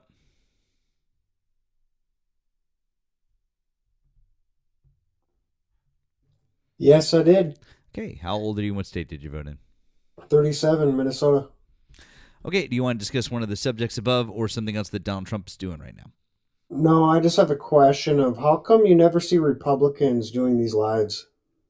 Oh, that's Even when actually Biden really, was in office, actually, did you that's ever see really, Republican? I'm sorry. You asked me a question, so I'll answer instead of you being rude and talking over me. The reason you don't see it is because generally there's like 20 people in them or less, and so they don't come across your FYP because they're not being recommended to the FYP. So that's kind of why that's happening. See, when you get a live like ours where there's close to 1,200 people in here and people are tapping and people are gifting and there's comments flowing and different things like that, it's going to show up on your FYP. Just like a lot of our other friends. We have a lot of friends who do this regularly and are very good at it, and they all get featured on the FYP. Unfortunately, for the folks that you're talking about, being on a panel with 7 other people just slobbing off on Donald Trump's knob to each other, occasionally bringing up an op, yelling at them for 30 seconds and then dropping them, it just doesn't really get you the views. And so that's why you don't see them. Lots of them exist. We go into them sometimes, but you just don't see them. Does that answer your question, bud? Oh, I'm sorry. Was I muted there? What's that? You have to mute when you're debating. No, you asked me a question, and then when I was answering it, you started talking over me. It's very impolite, sir. No. You guys just have to get off of it. Oh, I'm sorry. What was that? I couldn't hear what you said. See, you could have responded to anything that I just said like an actual fucking grown-ass man. Like an adult who listened to what I said, because I gave you an actual reasonable response to your question. Because that is literally the reason, sir, why you're not seeing MAGA lives for the most part. Okay? Does that answer your question? No, it's not. We're not debating either. Like, this isn't a debate. I invite you to turn your microphone back on.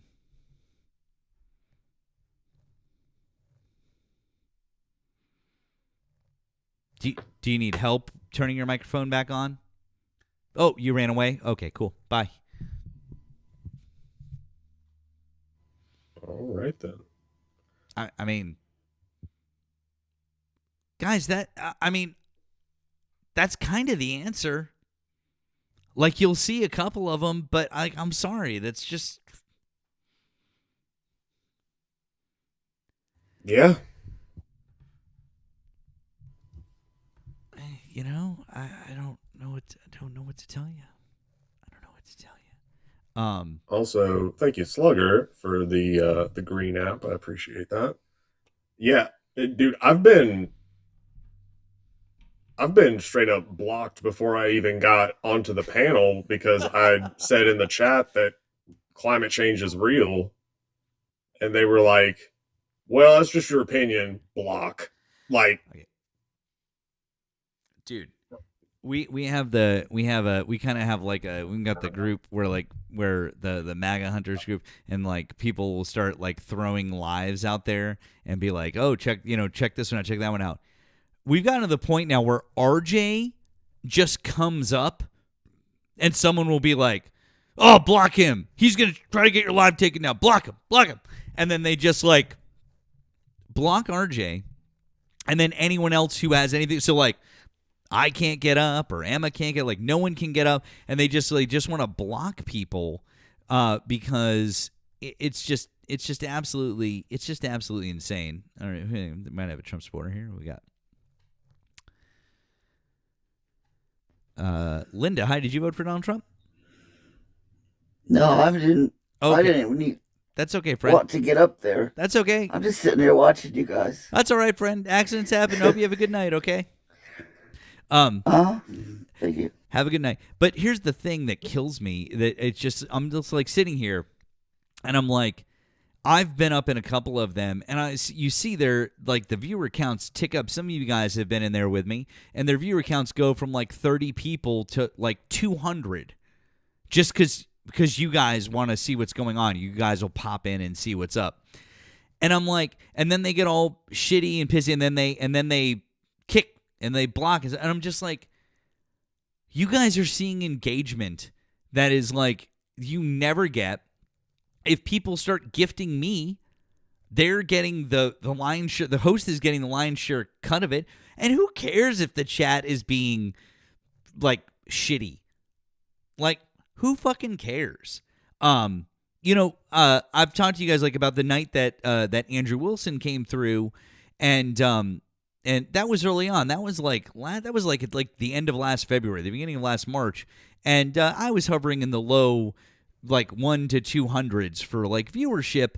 And I remember that night, and I like, were there a lot of really shitty people that came in with him, and shitty trolls and like shitty stuff that was said? Yeah, but also like there's a lot of fucking engagement, and even though that happened, I was like, well, I had a lot of fucking people here, and it boosted me out on the FYP, and a lot more people saw me, and a lot more people followed me.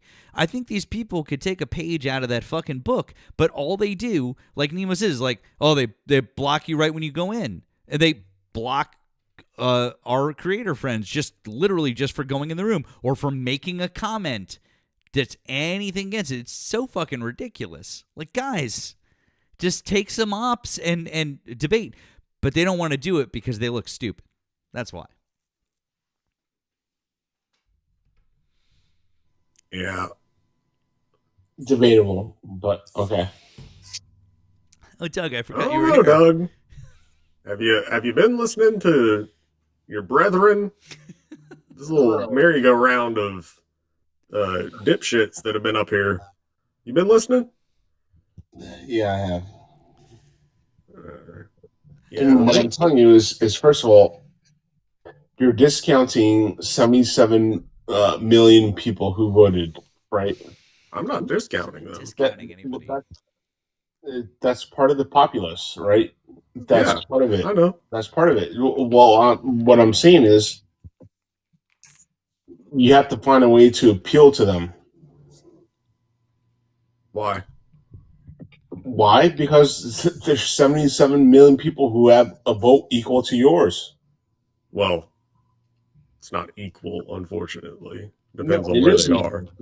Well, okay, sure, if you want to go down that road, but I mean, don't get me wrong. I wish it was equal. Yeah. Like, I'd be all for getting rid of the electoral college and making all votes equal. all right, but Hell yeah, the absolutely. point But that I'm making is that you have 77 million people, right? You have to appeal to them, and the way that you're doing it is not working. So find a different way. It's so weird, Nemo. I mean- it's almost like the Democrats have spent so many years being like, we want to help people. Let's be nice to people. Let's be inclusive to everybody. Let's like we're above, like they go low, we go high. Like years and years and years and years of that. And now we're like, well, fuck it. Fuck you guys. Like this is bullshit. Just let's go. And you guys are like, well, this isn't nice. You guys should be nicer to us if you want us to like vote for you and stuff. Yeah, exactly. Like Democrats have been the ones that talk all the time about reaching across the aisle, big tent party, all that shit. Like that's the Democrats. The Republicans aren't saying that shit. All right. All I'm saying is that, dude, look, I'm coming from an unbiased perspective, okay? All I'm saying is you have 77 million people who voted a certain way, and you guys need to somehow reach out to them. And I don't think that you're doing a very good job of it. When you say somehow reach out to them, like, what's your proposal? Because Yeah, I saw the people who came up in the panel. Yeah, I agree. It's not easy. Okay, I'm not saying that it's easy, but dude, I don't know. That's something that you have to figure out. I don't know. Okay, I mean the merry-go-round of chuckle fucks that have been up here at this point have. Well, one guy said that the Muslims hate the LGBT, and so he can't wait to watch the Muslims fuck us or whatever, which... Yeah, but the whole tea conversation, which is, I think, where he was going... No, right? it's actually not where he was going. Specifically, he said gays, so it wasn't... It had nothing to do with trans people. He was talking about how Muslims hate. Right. Okay. Thank you. I'm glad we can agree that is a lost cause. That's one example of a lost cause. The Gomer Pyle motherfucker from Tennessee who was up here a few minutes ago. We had to spoon feed this motherfucker with airplane noises. A situation where Nicolas Maduro is doing what Juan Hernandez did, and then we told him that Juan Hernandez did it, and then we told him who Juan Hernandez was, and he justified Trump pardoning him. All right, well, damn. All right, so you're bringing up Juan Hernandez, right? First of all, he had intimate knowledge of drug routes and cartel inner workings, right? You know where I'm going with this. Okay. So he helped us out in learning, first of all, immigration routes, also drug routes. He helped us a lot. Oh, really? So when did he do that? What do you mean when? Yeah, when? When he was incarcerated. He was incarcerated in 2019, right? Yeah, I know. So he was incarcerated starting last year, and that's not how cooperation agreements work, Doug. I know, but my here's my partner is a federal attorney. That's not how cooperation agreements work. I have family members who are federal attorneys. Good. Okay? Then you know that what you just said could not be further from how it works. No, I do know how it works. Good. Dude. Then how does it work? First of all, you have people. How? How it works is that he gave up intelligence on migration routes and also drug routes. Right? That's what he did. Okay, I'll just explain it because, dude, come on. Okay, the way that it works. All right, no, well, then let me explain it to everybody because you're not. If I don't know what you're doing.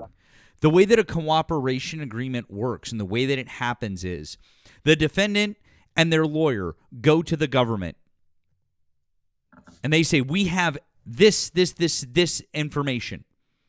Then the prosecutors go, we could use that information. Let's talk to the federal agency that's handling this case, and let's see if they believe that this information would be valuable. Then they provide the information, and then the prosecution makes a determination about, like it's not always just like, oh, you can, like, it's guaranteed. No. They have to provide the information. The cooperation agreement is in place. By the way, the government can, like, revoke that shit at any time. And then, so the cooperation agreement is in place. And the reason they don't just always revoke it is because then no one would trust them ever in the future. Okay? So, just FYI, that's why. Okay? So, anyways, that's how it works, Doug. So, what would have happened is they would have had the plea deal and the cooperation before he was sentenced. That's not how it works. That's dude. literally how it fucking works, because I have literally sat there with my girlfriend when she has hammered out cooperation agreements prior to a sentencing. That's literally the only way it fucking works. Right, what? I'm not trying to out your girlfriend, okay? What branch does she work in? I literally just said she is a federal attorney. Okay, federal attorneys work in multiple branches. She's a criminal defense attorney. Okay, I know someone who works in the ATF. Okay. Cool, you know someone who works for alcohol, tobacco, and firearms? Yeah, and they also do these. So they're a federal criminal defense attorney. I would say prosecutor. You would no. If they work for the ATF, but they're a prosecutor. Yeah. No. What do you mean no? Prosecutors work for the state or the federal government. They work for the municipalities. They don't work for the FBI or the ATF or the DOJ. That's not how that works. I don't think you have intimate knowledge of how it works. I think you're wrong. Dude, you literally don't know what you're talking about. Like you're just making shit up. Now you're just making shit up. No. There's no such thing as prosecutors. There's no such thing as attorney. You just said prosecutor. All right, fine. Attorney, not prosecutor. Okay. Oh my god. Okay. What? Okay. And it does not work the way that you're explaining it. It literally does. That's how cooperation agreements are formed. That's how they do the plea. It has to be done before the sentencing if they're offering up information. Have you seen The Wire? Like, you understand, like, politics don't have work. Have you not paid attention to a fucking television show and actually learned how the law works in real fucking life? I liked The Wire. The Wire is great. I also like The Sopranos. Really, great shit. But guess what? But guess what? They're both fucking fiction overall. And although some things might have been right on some things might have been right on The Wire, some things also were not. Okay, and you're saying specifically the aspect of the attorney's work. If you're facing 45 years in prison, your defense attorney is doing one thing and one thing only, because they're pretty fucking sure okay. Because you know what? I know that Doug isn't really going to listen to this or internalize this. So I'm going to let the 1,200 of you in here in on a little secret. Defense attorneys never want to go to trial. They never want to go to trial. Okay? Yeah. I hear them talk about it all the time. None of them want to go to trial ever. Okay? Yeah. So They don't. So they're always looking for a way to avoid it, and the best way to avoid that is to plea out with the government. You're only going to get a good deal by pleading out with the government if you can offer some form of cooperation, really and truly. Like, they might offer something slightly reduced, but generally not. This guy, if there was any chance for cooperation, it would have happened at the front end. And I'm going to tell you right now, bud, there was no chance because they just wanted to nail his ass to the fucking wall because of the fact they just wanted to nail his ass to the fucking wall, and that was it. There was no cooperation happening here because they probably already had all of the information that they needed. Man, you understand that politics is a little bit more complicated than it's not like, dude, please. You understand politics is a little bit more complicated, right? Right? There's certain things that we're not privy to, right? And what I'm saying is he divulged information, and that's why he was let off. You don't get let off for nothing, right? There's no such thing as a free lunch, right? Dude. Yeah, I mean, you're half right. You don't get let off for nothing. And wouldn't you know it, Honduras, which the United States has a history with, United Fruit Company, Banana Republic. There's this place in Honduras called Prospera. You ever heard of it? No. What if I told you that this place called Prospera was a town, an island that essentially is its own little country, so to speak, and the people that run it are billionaires? Well, I'd be skeptical, obviously. What if I told you that one of those billionaires was Mark Andreessen? Who? Mark Andreessen. I He don't was on know. Joe Rogan, I don't know, at some point, talking about debanking and shit like that. Okay, I no, can't remember idea what it is. what was it. What's Andreessen's claim to fame? I can't remember what it is. Right. Oh, But what's your point?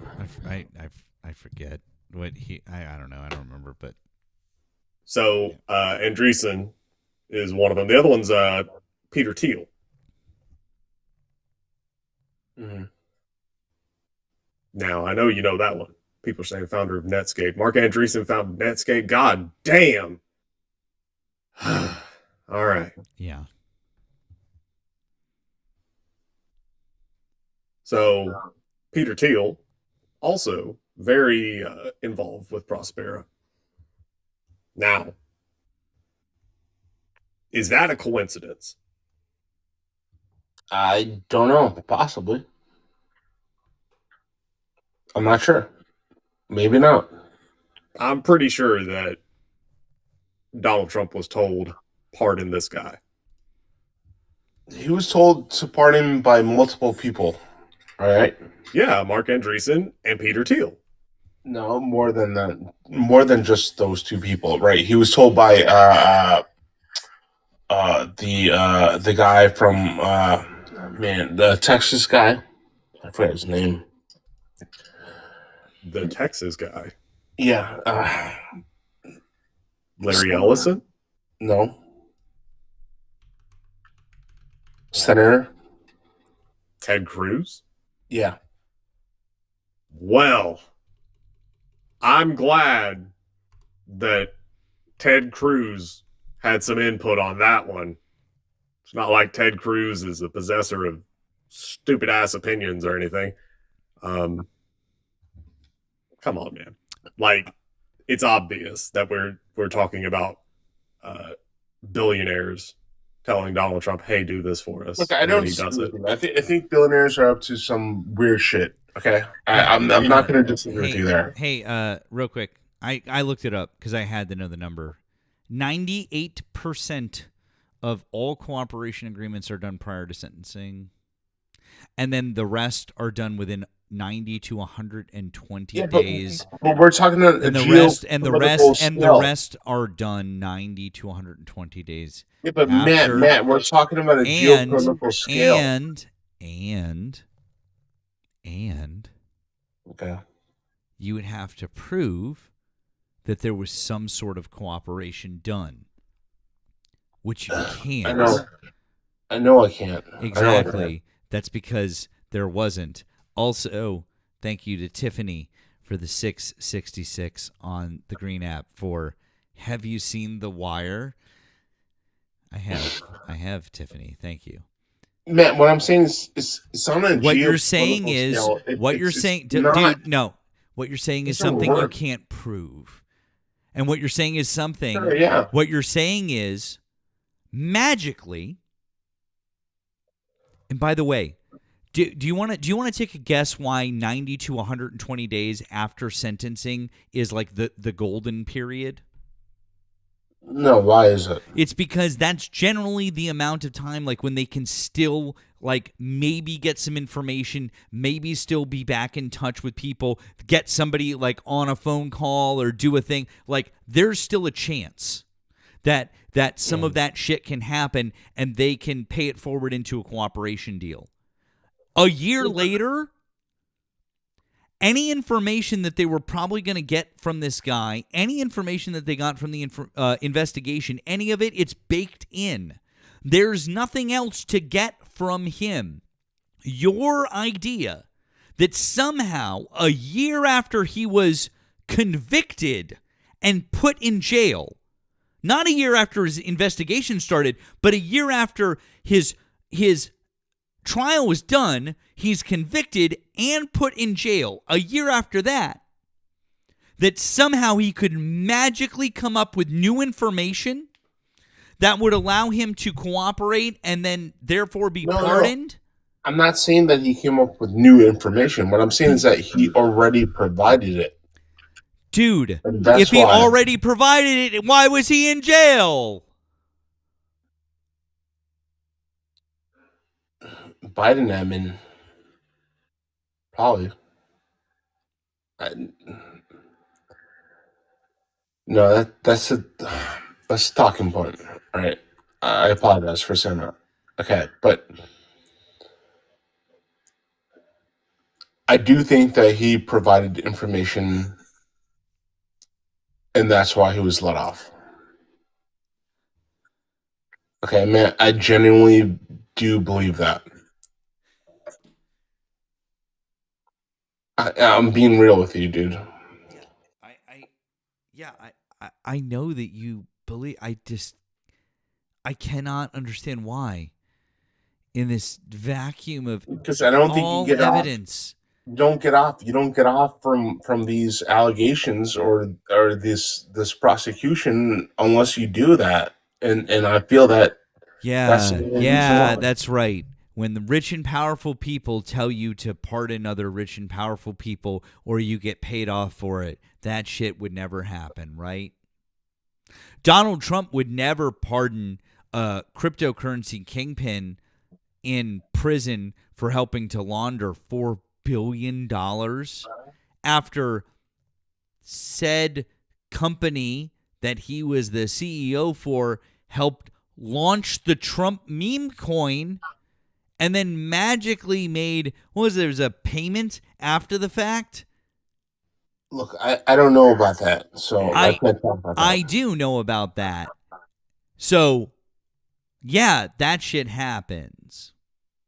What about, there was the other one. What was the other one where there was the dinner where there was the $1 million fucking $1 million a plate dinner, and then the guy got fucking pardoned the next day. There was that one. How about that?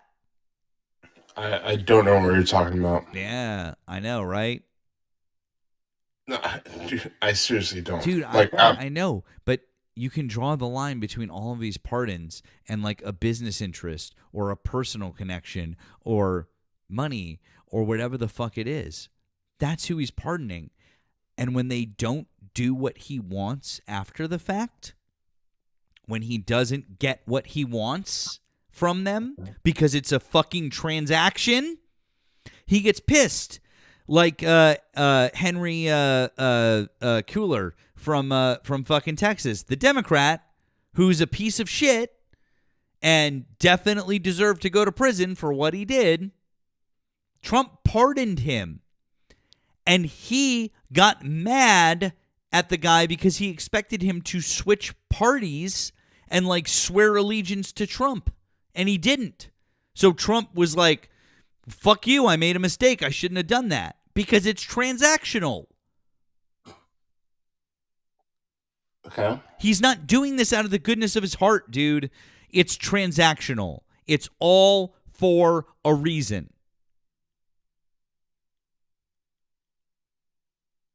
Okay. All right. I see what you're saying. I don't disagree. I think he does a lot of things on that basis. I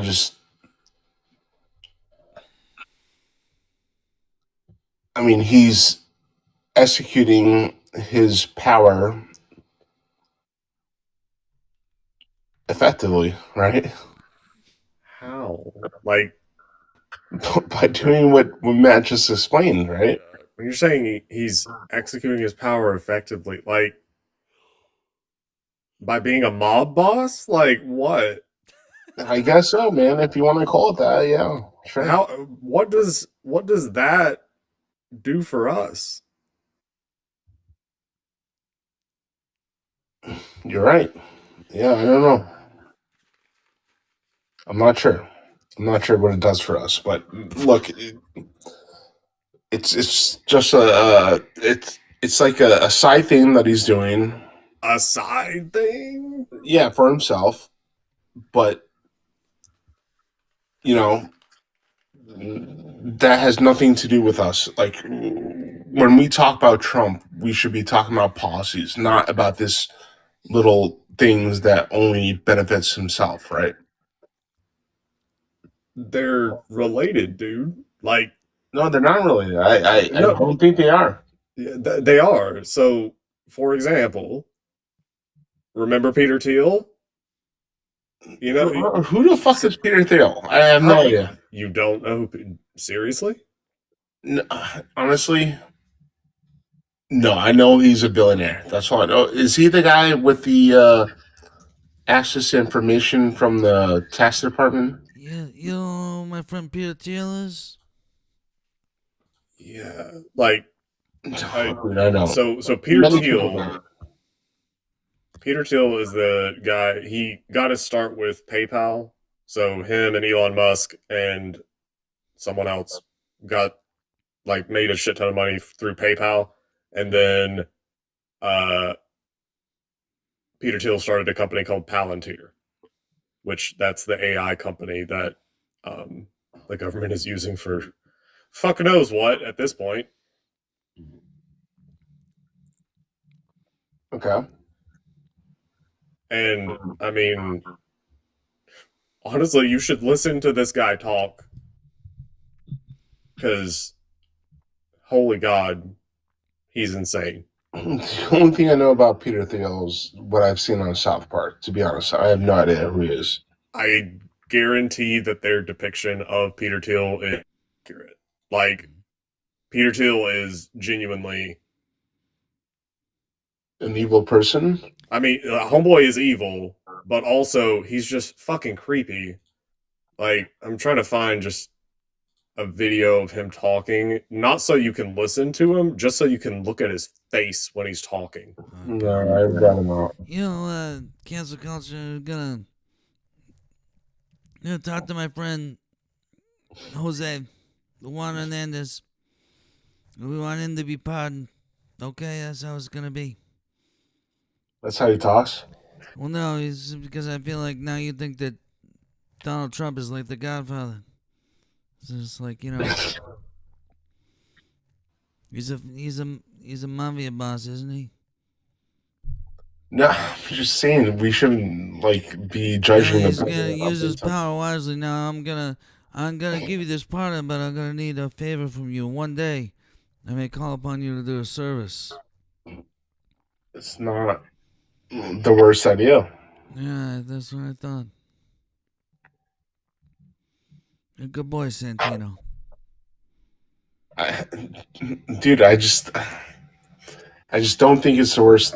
I think that other presidents haven't implemented their their role, or they haven't implemented the power that they have or had.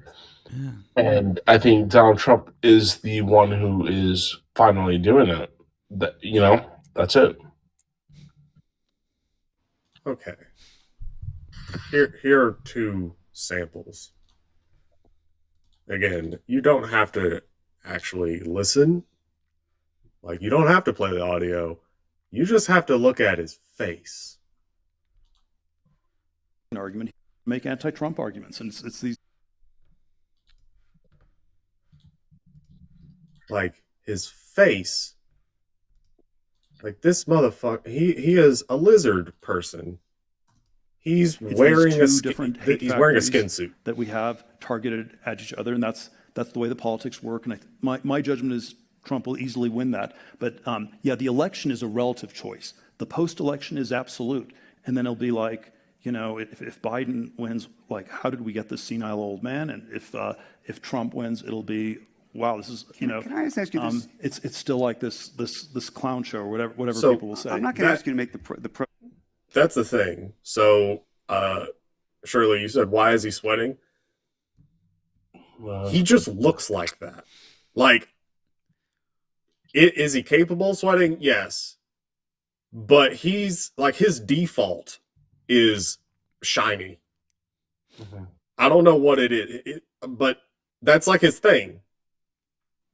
And, yeah.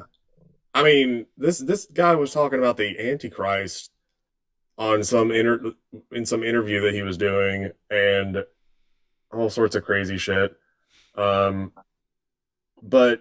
yeah, that's Peter Thiel. So you think Palantir is net negative to all forms of, or I guess, to our society? Is that what you're saying?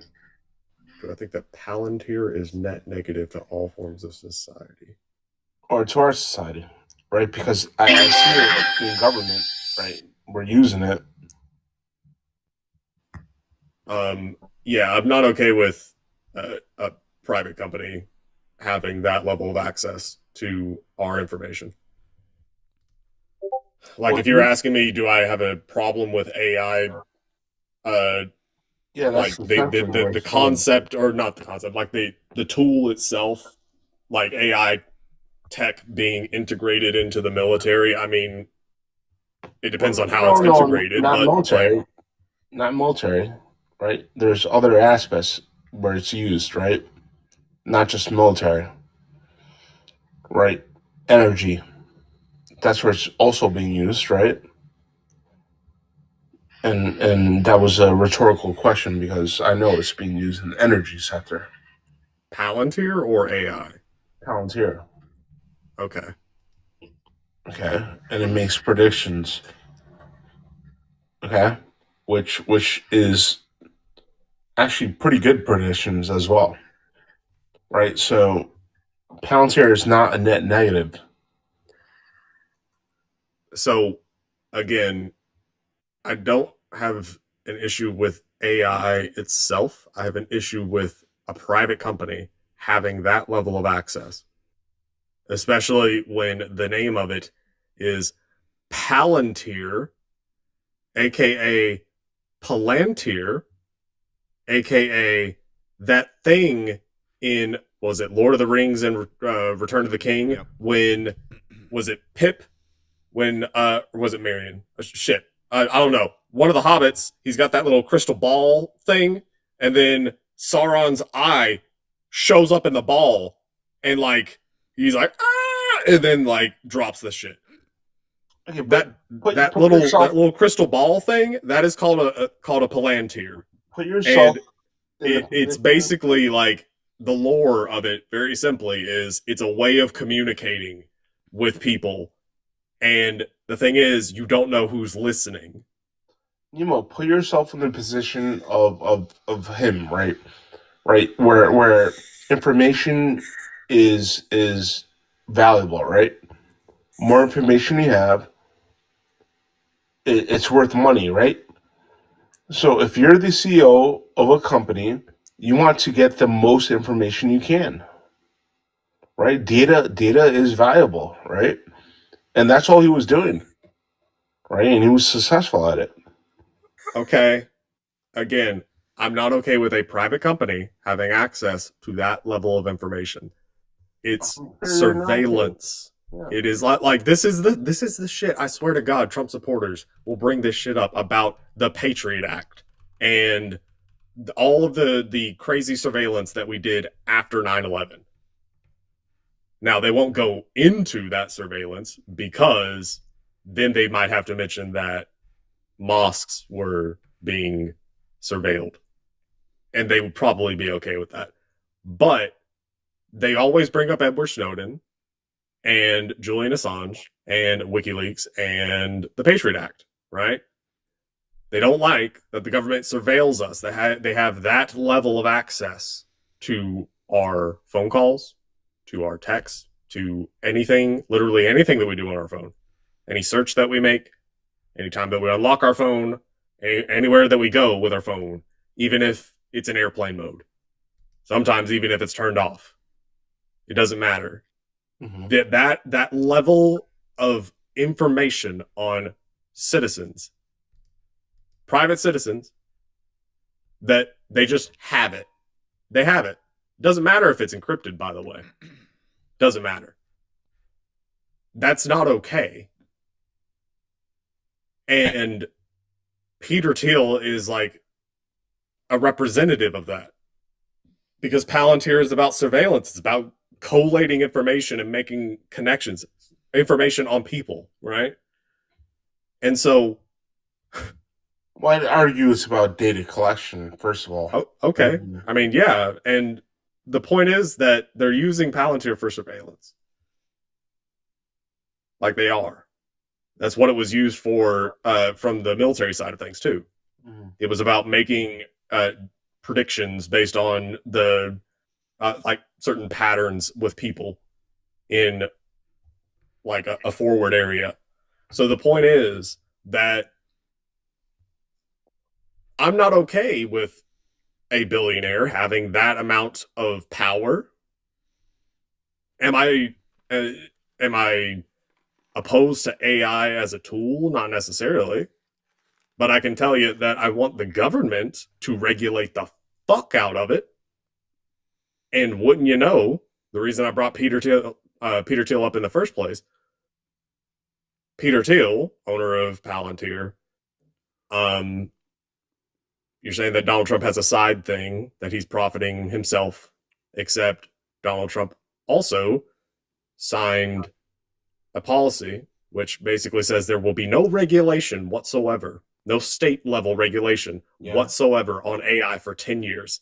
No state in the United States is allowed to implement any type of regulation on AI for the next 10 years. To get us ahead of the curve, right? The tech curve, right? That's why. I'm literally. I feel like actually throwing you something right at you, Doug. Your takes are the worst thing I've ever heard. Literally the worst thing I've ever heard.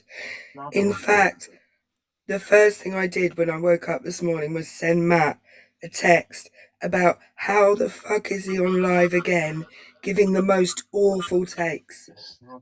What is wrong with you? It's not the worst take, okay? Doug, if the Democrats were doing this, if the Democrats were letting a private company take... Shut up, Doug. If the Democrats were letting a private company take all your information and then they were collating it in the background, you would be outraged. If the Democrats made a law that said that AI can't be regulated by the states, for 10 years, you would be outraged. But because it's Donald Trump, you sit here like a cuck just going, oh, but what's bad about that? Erica, I'm a pretty reasonable person, okay? No, you're not. No, I am. No, you're a simp for Donald Trump, and it's pathetic. No, I'm not.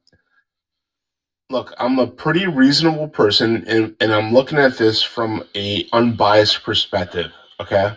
No, you are not. I am. I really am. No, you're not. Well, I don't know how I can convince you otherwise, but You you're can't wrong. because You're wrong. you can't because it's incredibly clear that you're not. In fact, let's ask everybody, guys, if you think Doug is looking at this from an unbiased perspective. You're Doug, cancel culture, apparently, unless you changed your name for a 75th time. Guys, if you think cancel culture is looking at this from an unbiased perspective, put a 1 in the chat.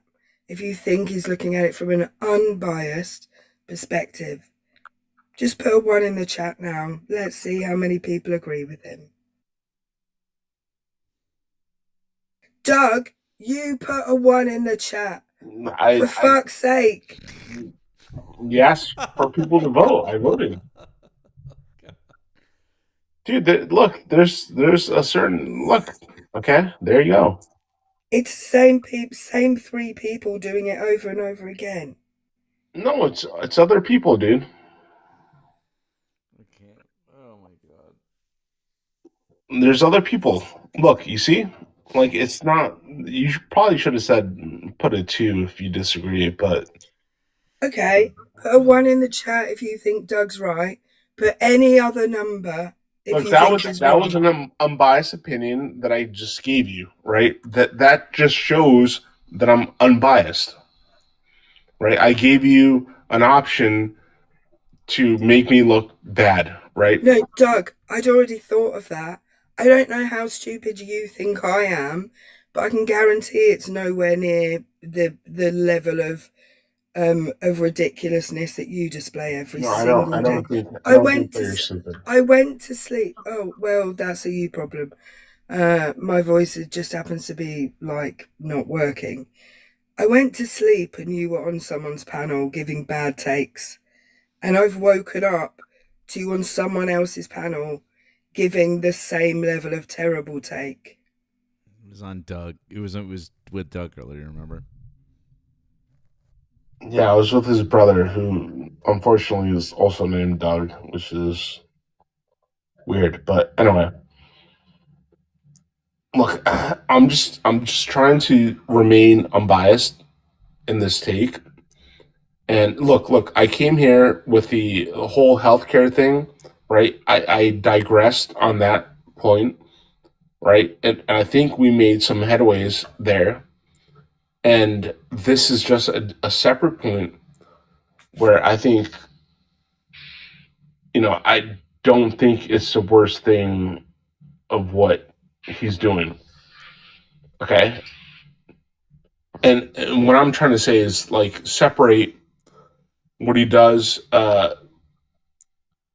for himself and what he does for the country. That's all I'm saying.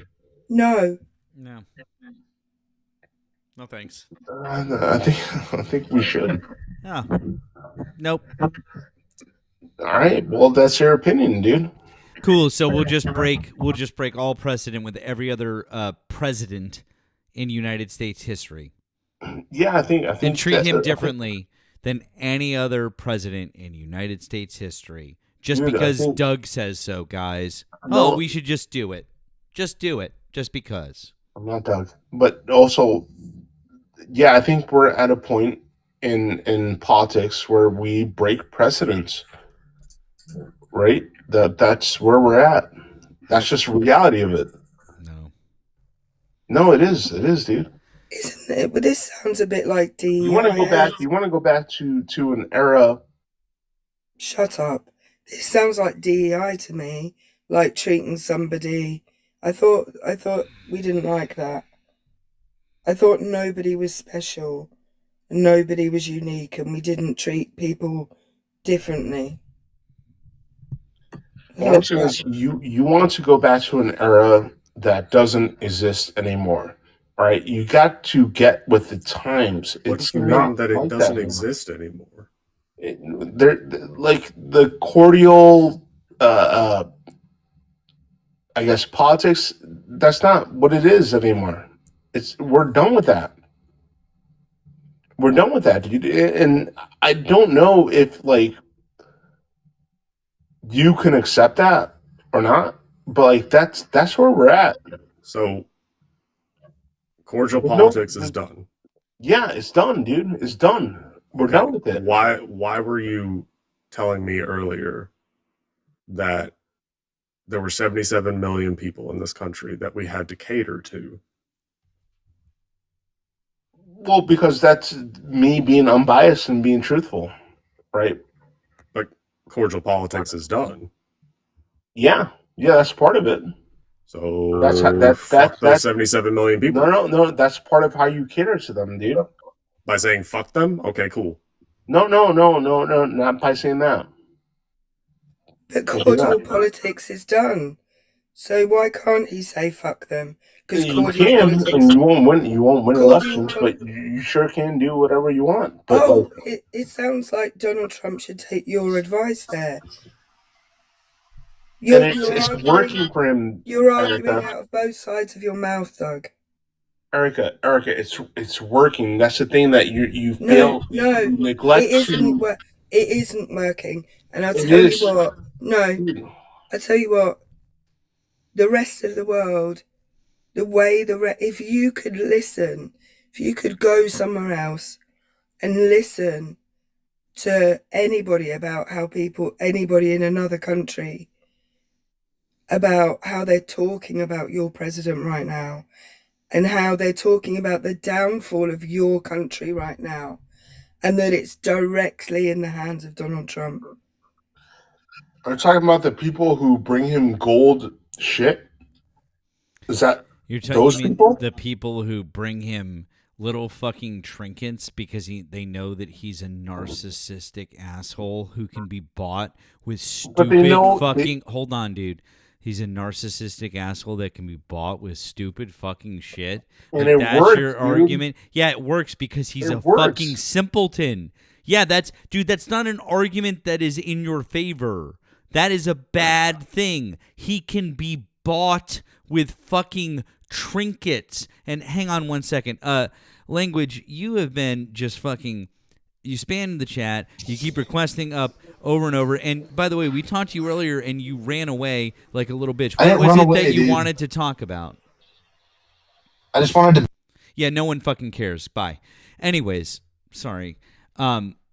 So, yeah. Yeah, I see your point that you're saying that it's not like it's not a good look, right?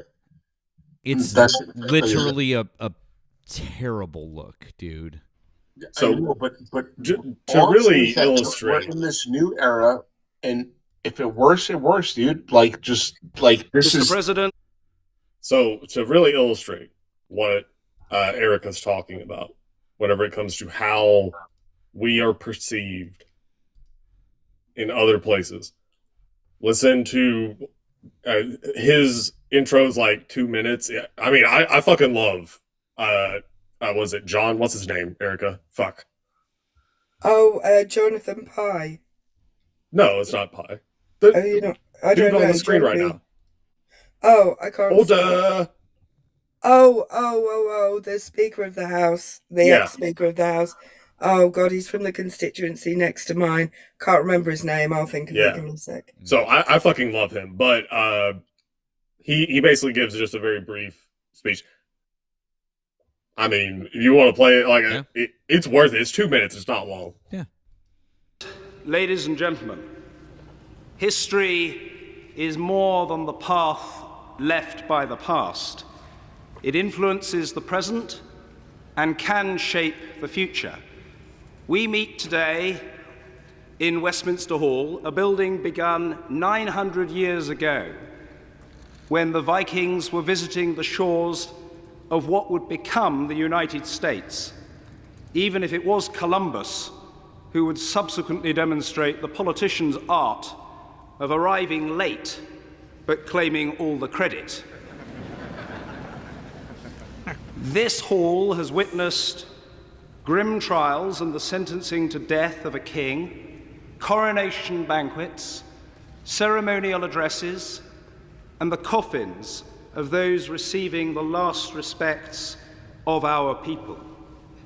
Few places reach so far into the heart of our nation. Yet, until today, no American president has stood on these steps to address our country's parliament. It is my honor, Mr. President, to welcome you as our friend and as a statesman. Statesmanship is the cement which seals our shared idealism as nations. It makes meaningful the unity of ambition, passion for freedom, and abhorrence of injustice that is the core of our close alliance. It has fallen to you to tackle economic turbulence at home, to protect the health of those without wealth, and to seek that precious balance between security, which is too often threatened, and human rights, which are too often denied. History is not the burden of any one man or woman alone, but some are called to meet a special share of its challenges. It is a duty that you discharge with a dignity, determination, and distinction that are widely admired. Abraham Lincoln once observed that nearly all men can stand adversity, but if you want to test a man's character, give him power. Ladies and gentlemen, the President of the United States of America, Barack Obama.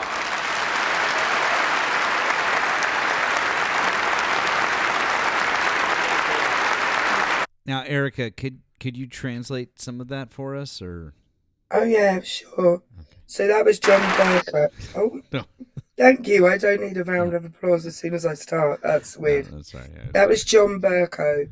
And he's basically saying the thing that allows us to work together in a good way is the fact that we have a shared feeling that we should help those who need help, and that we shouldn't pander just to those who can afford us to pander to them. And you're arguing the exact opposite, Doug. And by the way, you don't have the wealth that Trump would ever listen to you. You don't have that. And what you're arguing for is that Trump shouldn't listen to normal people like you, or me, or Matt, or Nemo, or anybody in here right now. That he should only, and it's justifiable, that he only listen to people that can bring him a piece of glass etched with his name. Look, Erica, I understand what you're saying. I get it. Okay, what I'm saying is that we're in a different era right now, right? Where you can, if you can get your entire country a better policy because you give him a little golden hat, why is that such a bad thing? Why is it such a bad thing, dude? If you can reduce your tariffs by 15%. That's not what's fucking dude, that's not what's happening. The other countries are playing him. He is so bad at this. It's like the fucking Russia-Ukraine thing. He sent a fucking real estate developer, not even a good one, a real estate developer to fucking Russia to deal with Putin and his people. They don't know what they're fucking doing, which is why they came back with a peace plan that was literally just a list of Russia's demands. We're getting fucking swindled. We are getting bent over the fucking couch. We're those people right now because our president is a fucking moron who likes shiny things dangled in front of his face. No, that is literally what is happening. No, the problem that is is literally what is happening right Democrats now. aren't playing the game that's set forth. That's all I'm saying, dude. That's all I'm saying. Doug, I talked to you enough today. I talked to you. We talked last night. We talked on Doug's live earlier. We talked like I can't anymore, and I gotta be up. I can't anymore tonight. My fucking head hurts. When you can't argue. You can't argue at the same time. It's all right for Donald Trump to be as shitty as he likes, but when I come up and start like being a bit firm with you, you're like, yeah, but I'm being reasonable. The time for reasonable politics is over, Doug. The time for us treating you reasonably is over because you're a simp. I can't deal with it anymore. Yeah. So I saw that speech a few months ago. And again, I love John Bercow. I just love how he talks. I'm an Anglophile. Anyway, the speech, Obama was apparently the first president to be welcomed in there. So that part, I went to Parliament in the summer for the first time in my whole life because I didn't even know you could go visit, and that's Westminster Hall. And just so everybody knows, every foreign dignitary who has ever spoken in Westminster Hall, there is a plaque on the floor. There are about 4 plaques on the floor from in a hall that's about 500 years old. There are like 4 plaques on the floor. Nelson Mandela is there. Obama is there. Donald Trump will never. I'll tell you why they won't let Donald Trump talk in front of Parliament.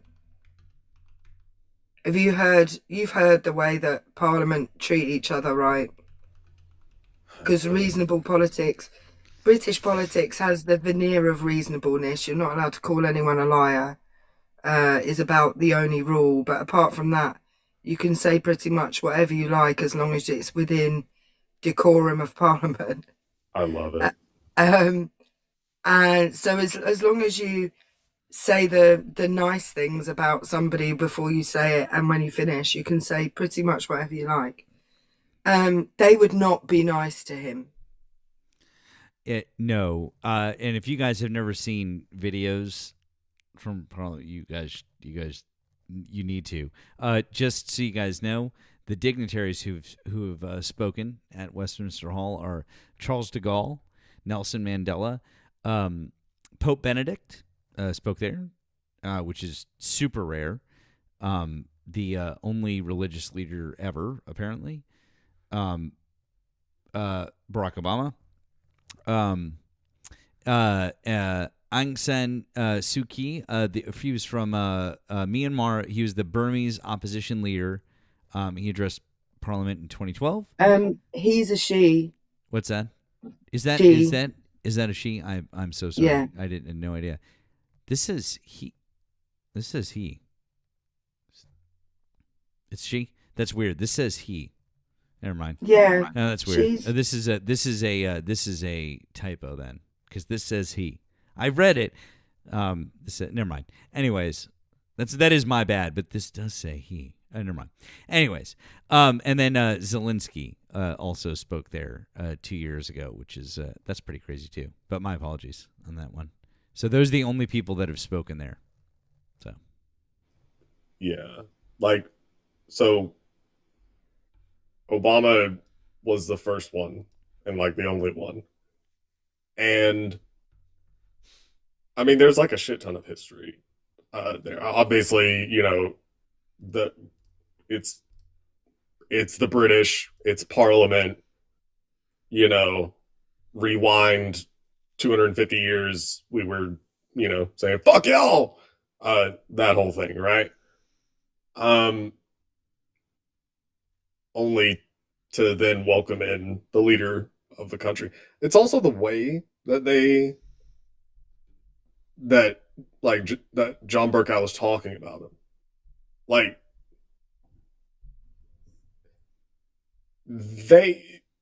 that reverence is gone. There was absolutely like a reverence to the way that America was perceived, like under Obama, whether it was deserved or not, because yeah, Obama did plenty of bad things, but there was a reverence there, and it was this like peaceful acceptance that, yeah, that is the most powerful man on the planet, and that's not the worst thing in the world. You know, depending on who you are, you know, you can go to sleep at night and it's fine. Like, if aliens invade tomorrow, well, we got Obama. He can probably handle talking to them. Whereas, you know, now if aliens invade, Trump's just gonna be like, we had immigrants coming across the border. Now we got them coming down from the sky. We're gonna use the Golden Dome, and we're gonna lock down America. We're gonna nuke everyone. Like, it's just, yeah. At a certain point, if we're supposed to be the most powerful country on the planet, if we're supposed to be the rulers of the world, if we're supposed to be the global hegemon, which we have been since 1992, at least, if that is us, then we have to act like it. We're acting like, fucking 4chan Reddit memes. Like, that is the representation of us worldwide now. And so, like, the way that John Burkow was talking and, like, the things that he was saying, there was, like, on some level, it's like, this is how you talk about, you know, kings, right? Obviously, we don't have kings, but, like, it's that kind of reverence of, this is the person who runs the country, you know? And it reminded me of the line in Game of Thrones that Tywin says, where any man who has to say, I am king, is no true king. No true king. That's such a great line. That's a great fucking line. God, that show was so good for a while. Sorry, I sound like a teenage boy whose voice is breaking.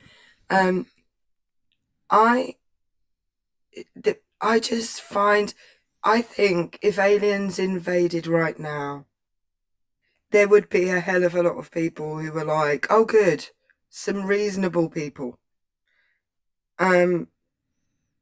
Because it's just the world is just such a crazy place right now. And such a lot of that craziness has been allowed or has come into, I think a whole heap of stuff has happened that has led to the place that we're at now. But Donald Trump is a huge part of that as to why the world is so crazy right now. Yeah, 100%. He's a big part of it. Hey, real quick, I need to say thanks to Red.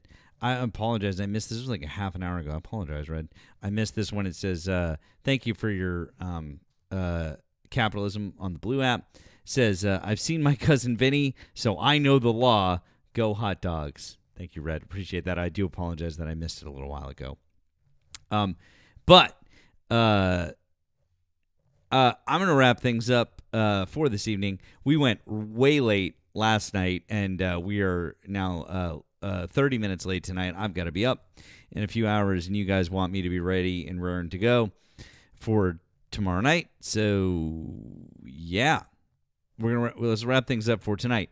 Before we go, make sure you're following the main account, the backup account. This is Nemo's number 2 account, so click through, follow the main, all of his many backups. Follow friend Erica.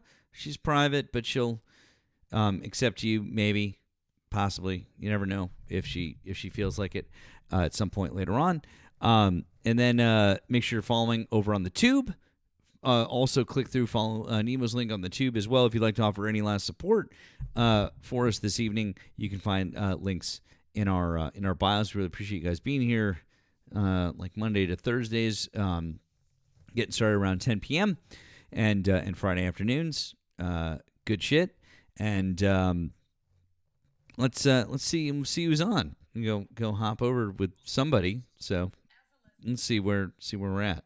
So let's see. Not a whole lot.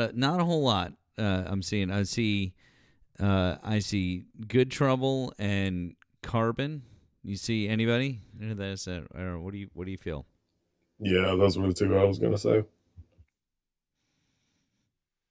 What do you think? Let's do Good Trouble. All right. I think that we rated Carbon not that long ago. We did actually. I think that might have been one of our last rates. So yeah, that's a good call. All right, let's go see Good Trouble. Tell them that we sent you. And then everyone tell Erica to feel better, have a good day at work. How about that? Tell her. Do it. Be nice. And thank you, Tiffany. That was the 666 from earlier. Hail Satan. Praise Lucifer, the Morning Star. And thank you, Daniel, for that one. That is a fun fact. I'm going to read more about that. Okay. Oh, good. I just saw that Good Trouble has the Christian Ninja. Guys, let's go. Let's go give them the raid. Appreciate you guys being here. See everybody tomorrow night. Good night, everybody. Good night. And good night also to our friends over on the Tube. We appreciate you guys. Everyone.